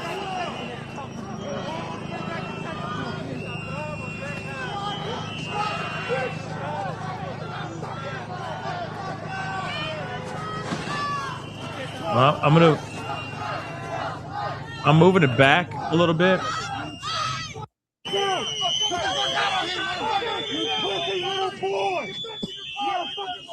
Federal officers. He's about to pull a pin on a gas canister. Once again, we go live, and almost immediately, munitions are fired into the crowd. There was a bear cat up here. There's still a person laying down on the ground here. If you want to focus on them for a second. I'm not quite sure what the situation is there. They were there when we arrived. They seem to be cuffed, but they haven't moved.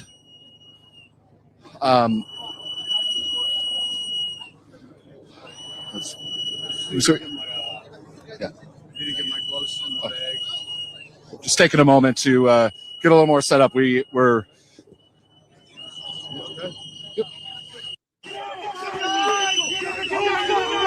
Get the fuck out of here, kid.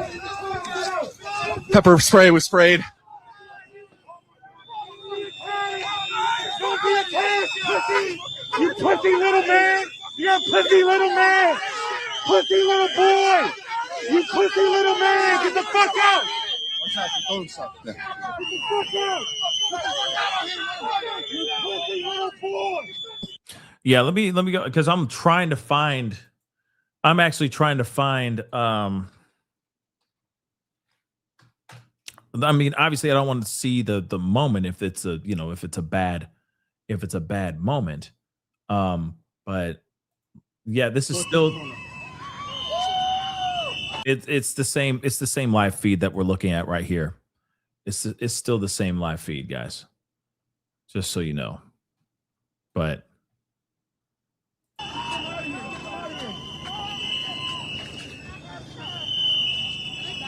No, they're not. Tell me when you're doing this. I was calling you. I'm sorry. Okay, we're going.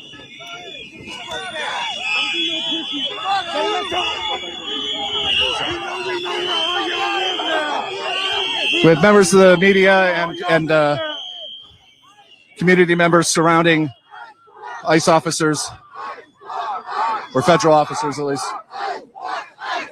with a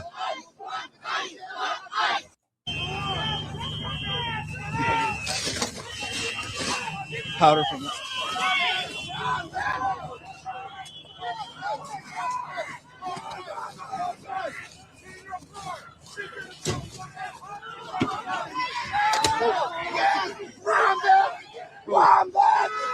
This is ice being thrown at ICE.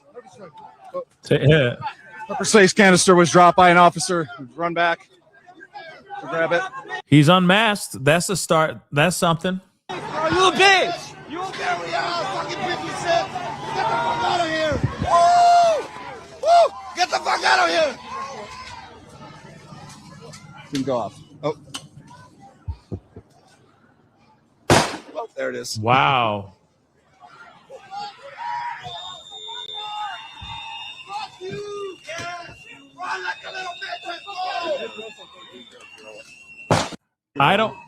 That way, yeah. I mean, live shots fired, but I'm wondering where. We're going back to the beginning.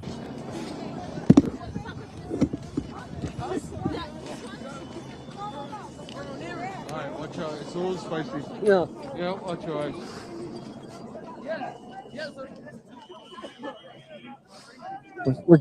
We're masking up a little bit right now.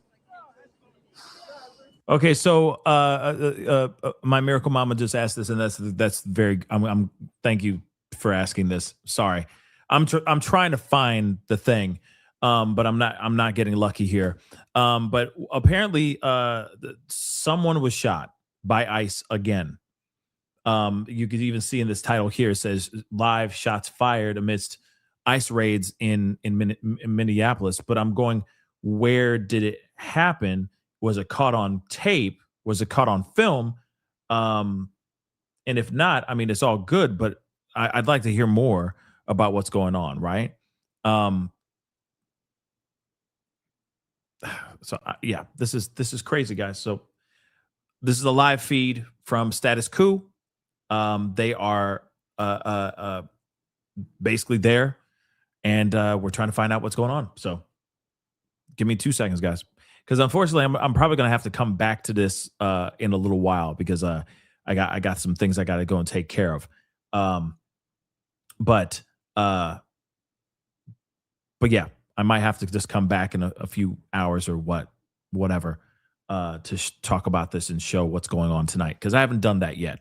Shown the craziness and the chaos that's going on, during the night. So I might come back and do that, but. Let's see what else is going on here.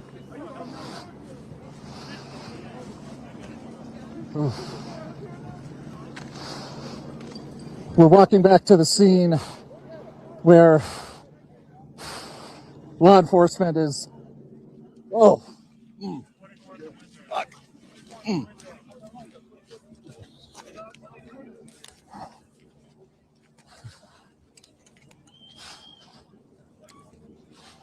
Going back to the scene where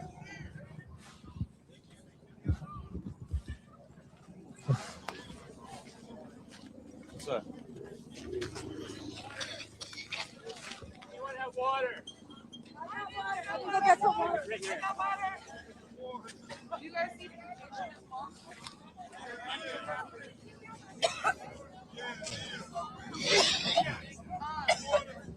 Multiple people are wrenching from the gas that they fired.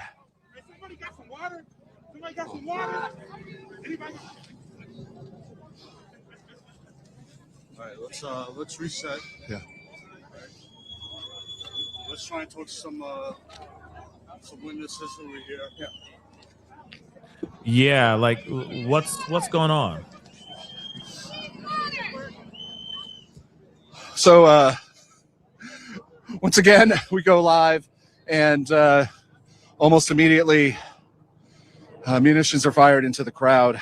There was a bearcat up here. There's still a person laying down on the ground here. Back to where we were before. If you want to focus on them for a second. I'm not quite sure what the situation is there. Okay. They were there when we arrived. They seem to be. We're leaving status quo, but I appreciate their coverage. I mean, it takes a lot of balls to get out there, be on ground zero or in ground zero doing all this. That takes some serious balls. I'm going to be real. But here is apparently there's an interview. I guess some eyewitnesses talking about this as well. Hold on. Let me just see if I can scoot it back a little bit.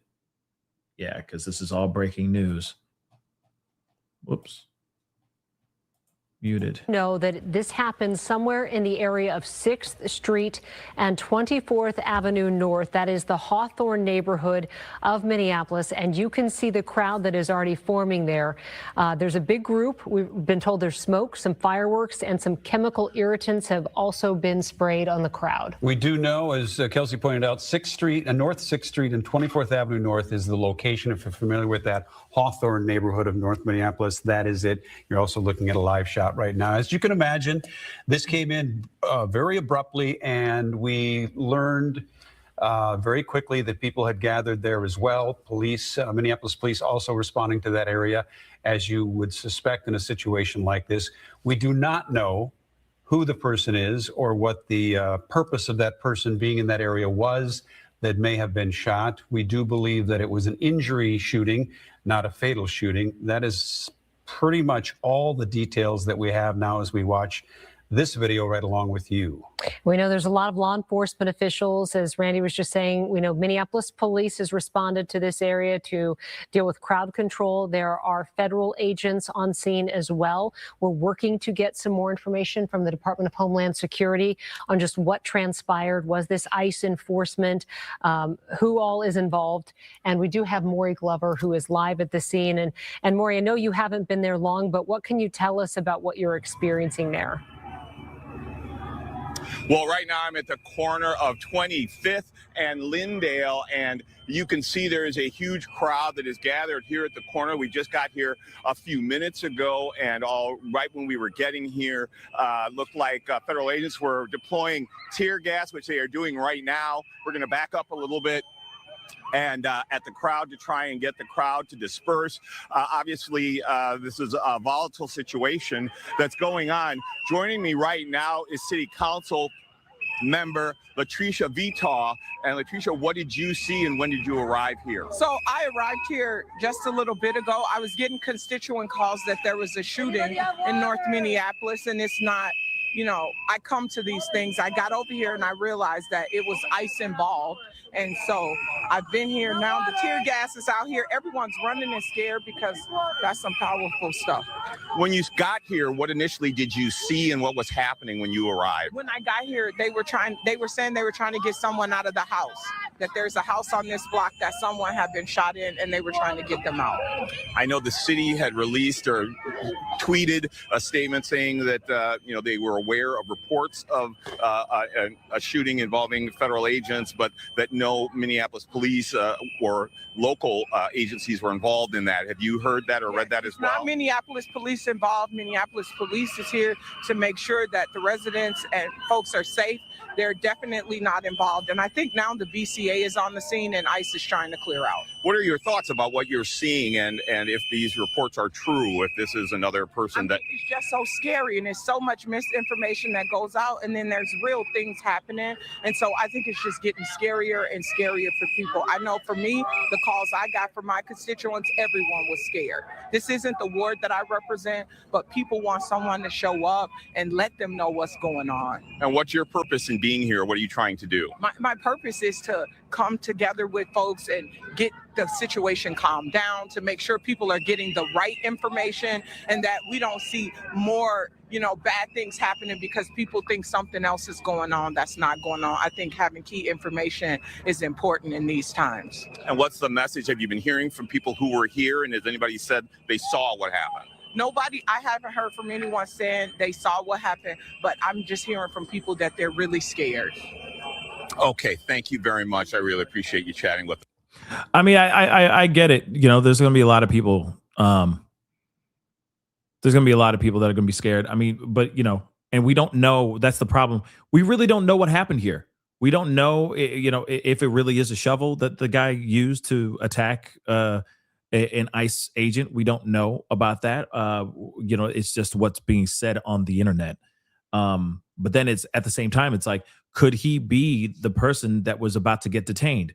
Could he be the loved one that was trying to stop them from detaining their, someone that was about to get detained from their family or from their home? Again, you never know, right? And hopefully we get more clarity here very soon. But unfortunately, guys, I'm going to have to start wrapping up this show. But I'm going to keep this feed going on. Obviously, there's going to be flashbangs. There's going to be all kinds of craziness. And like I said, I may be back on a little bit later on this evening.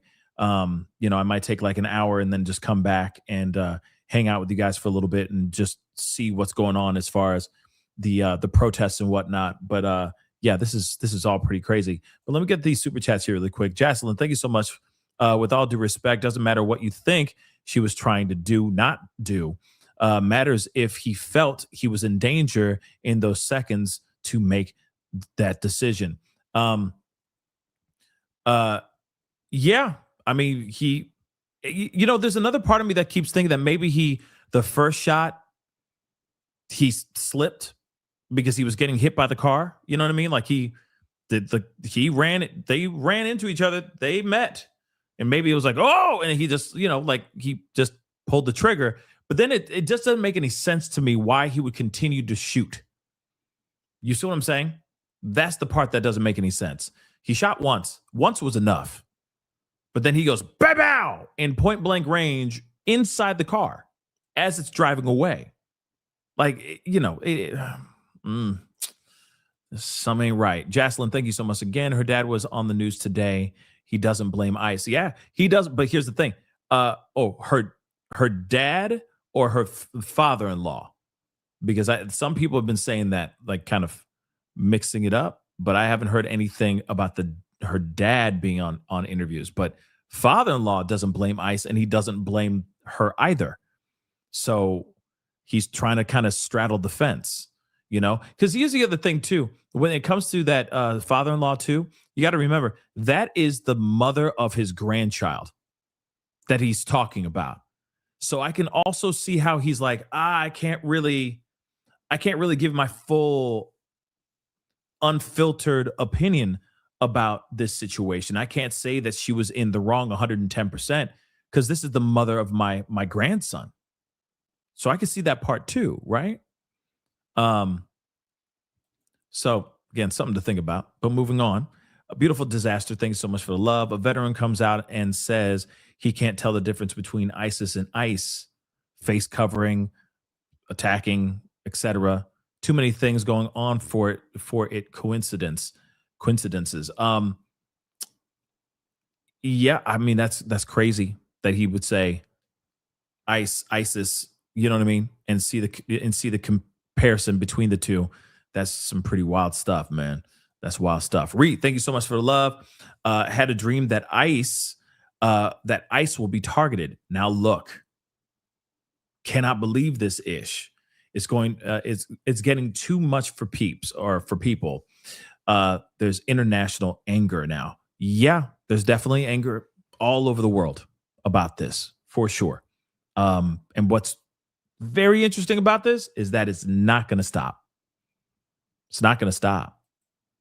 As much as they can make all these parody songs about Christy Noam and say F ICE and all that, it's not going to change anything.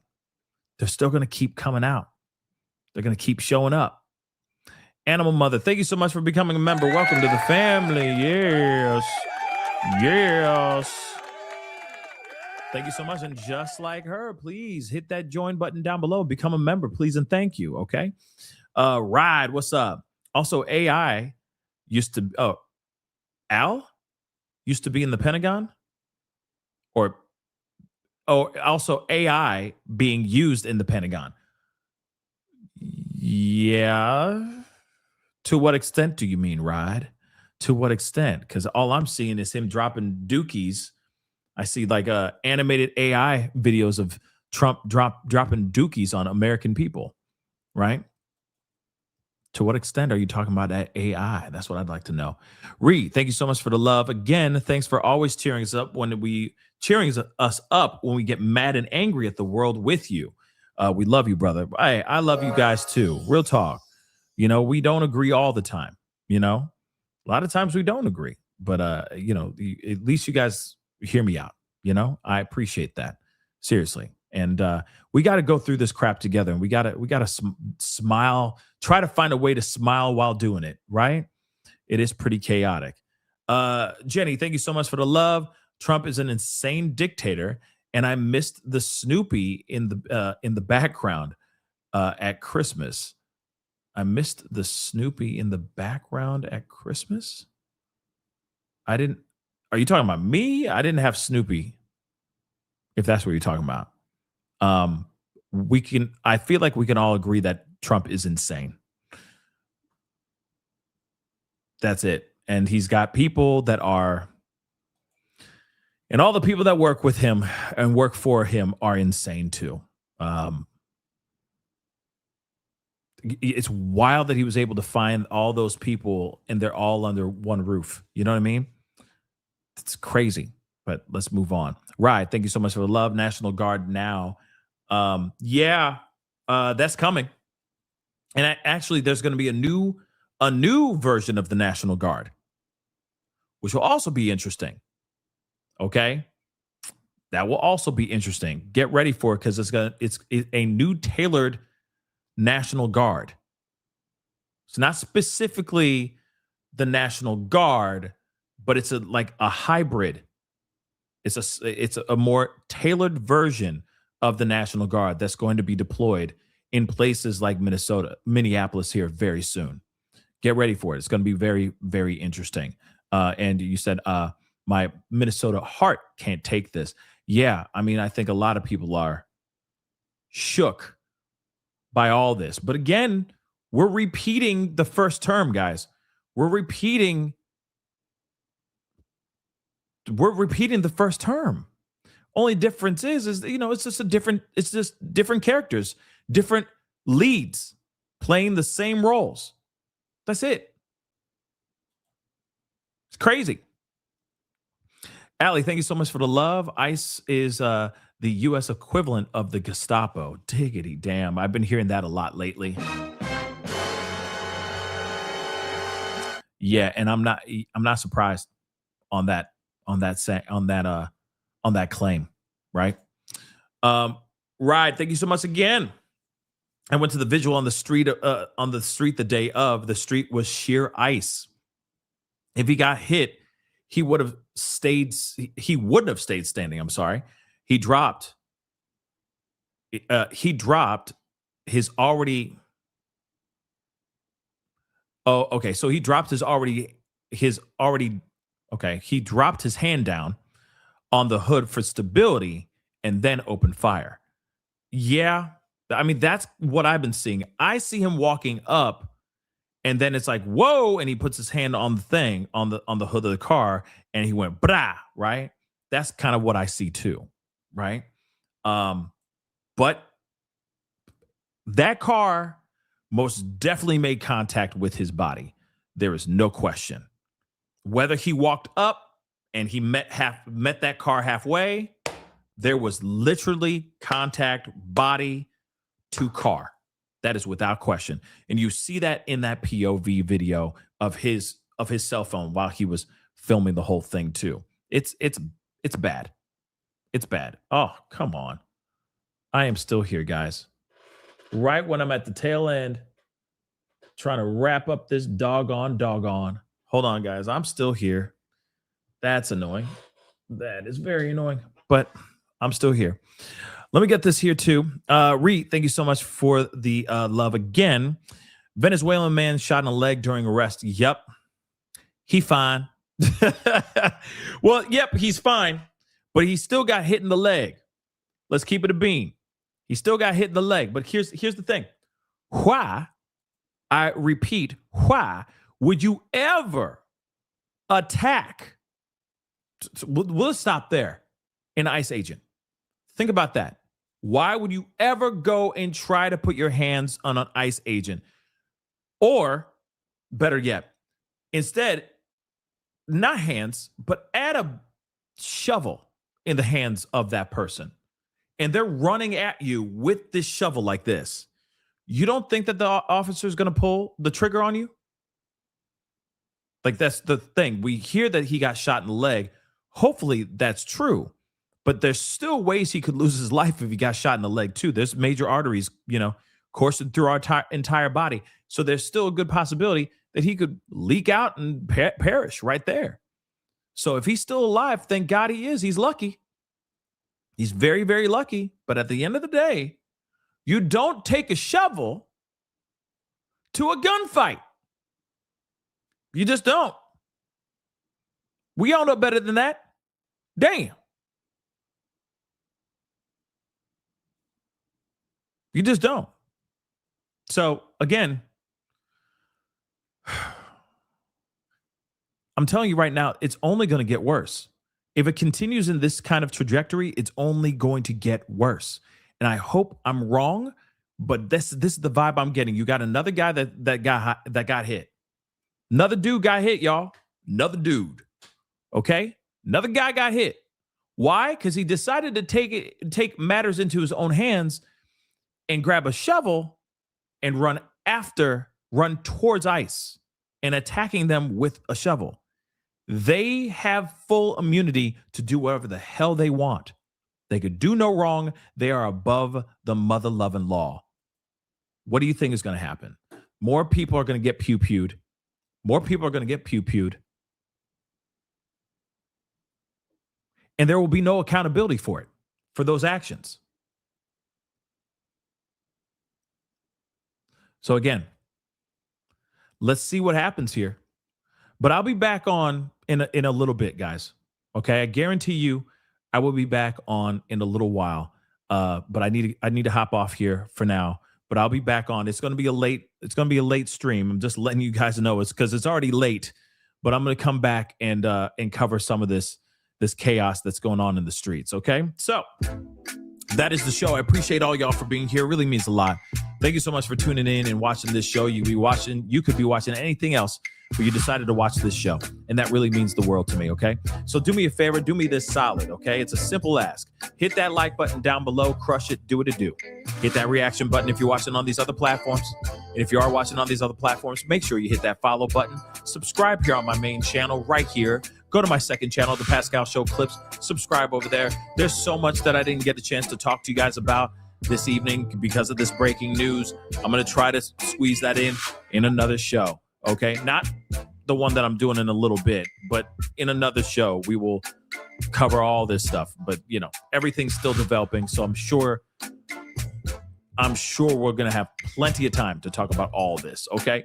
So make sure you're subscribed. Hit that notification bell. Set it to all so you know whenever I go live. Hit that join button down below. Become a member. Check out my Patreon. And, of course, check out PascalMerch.com.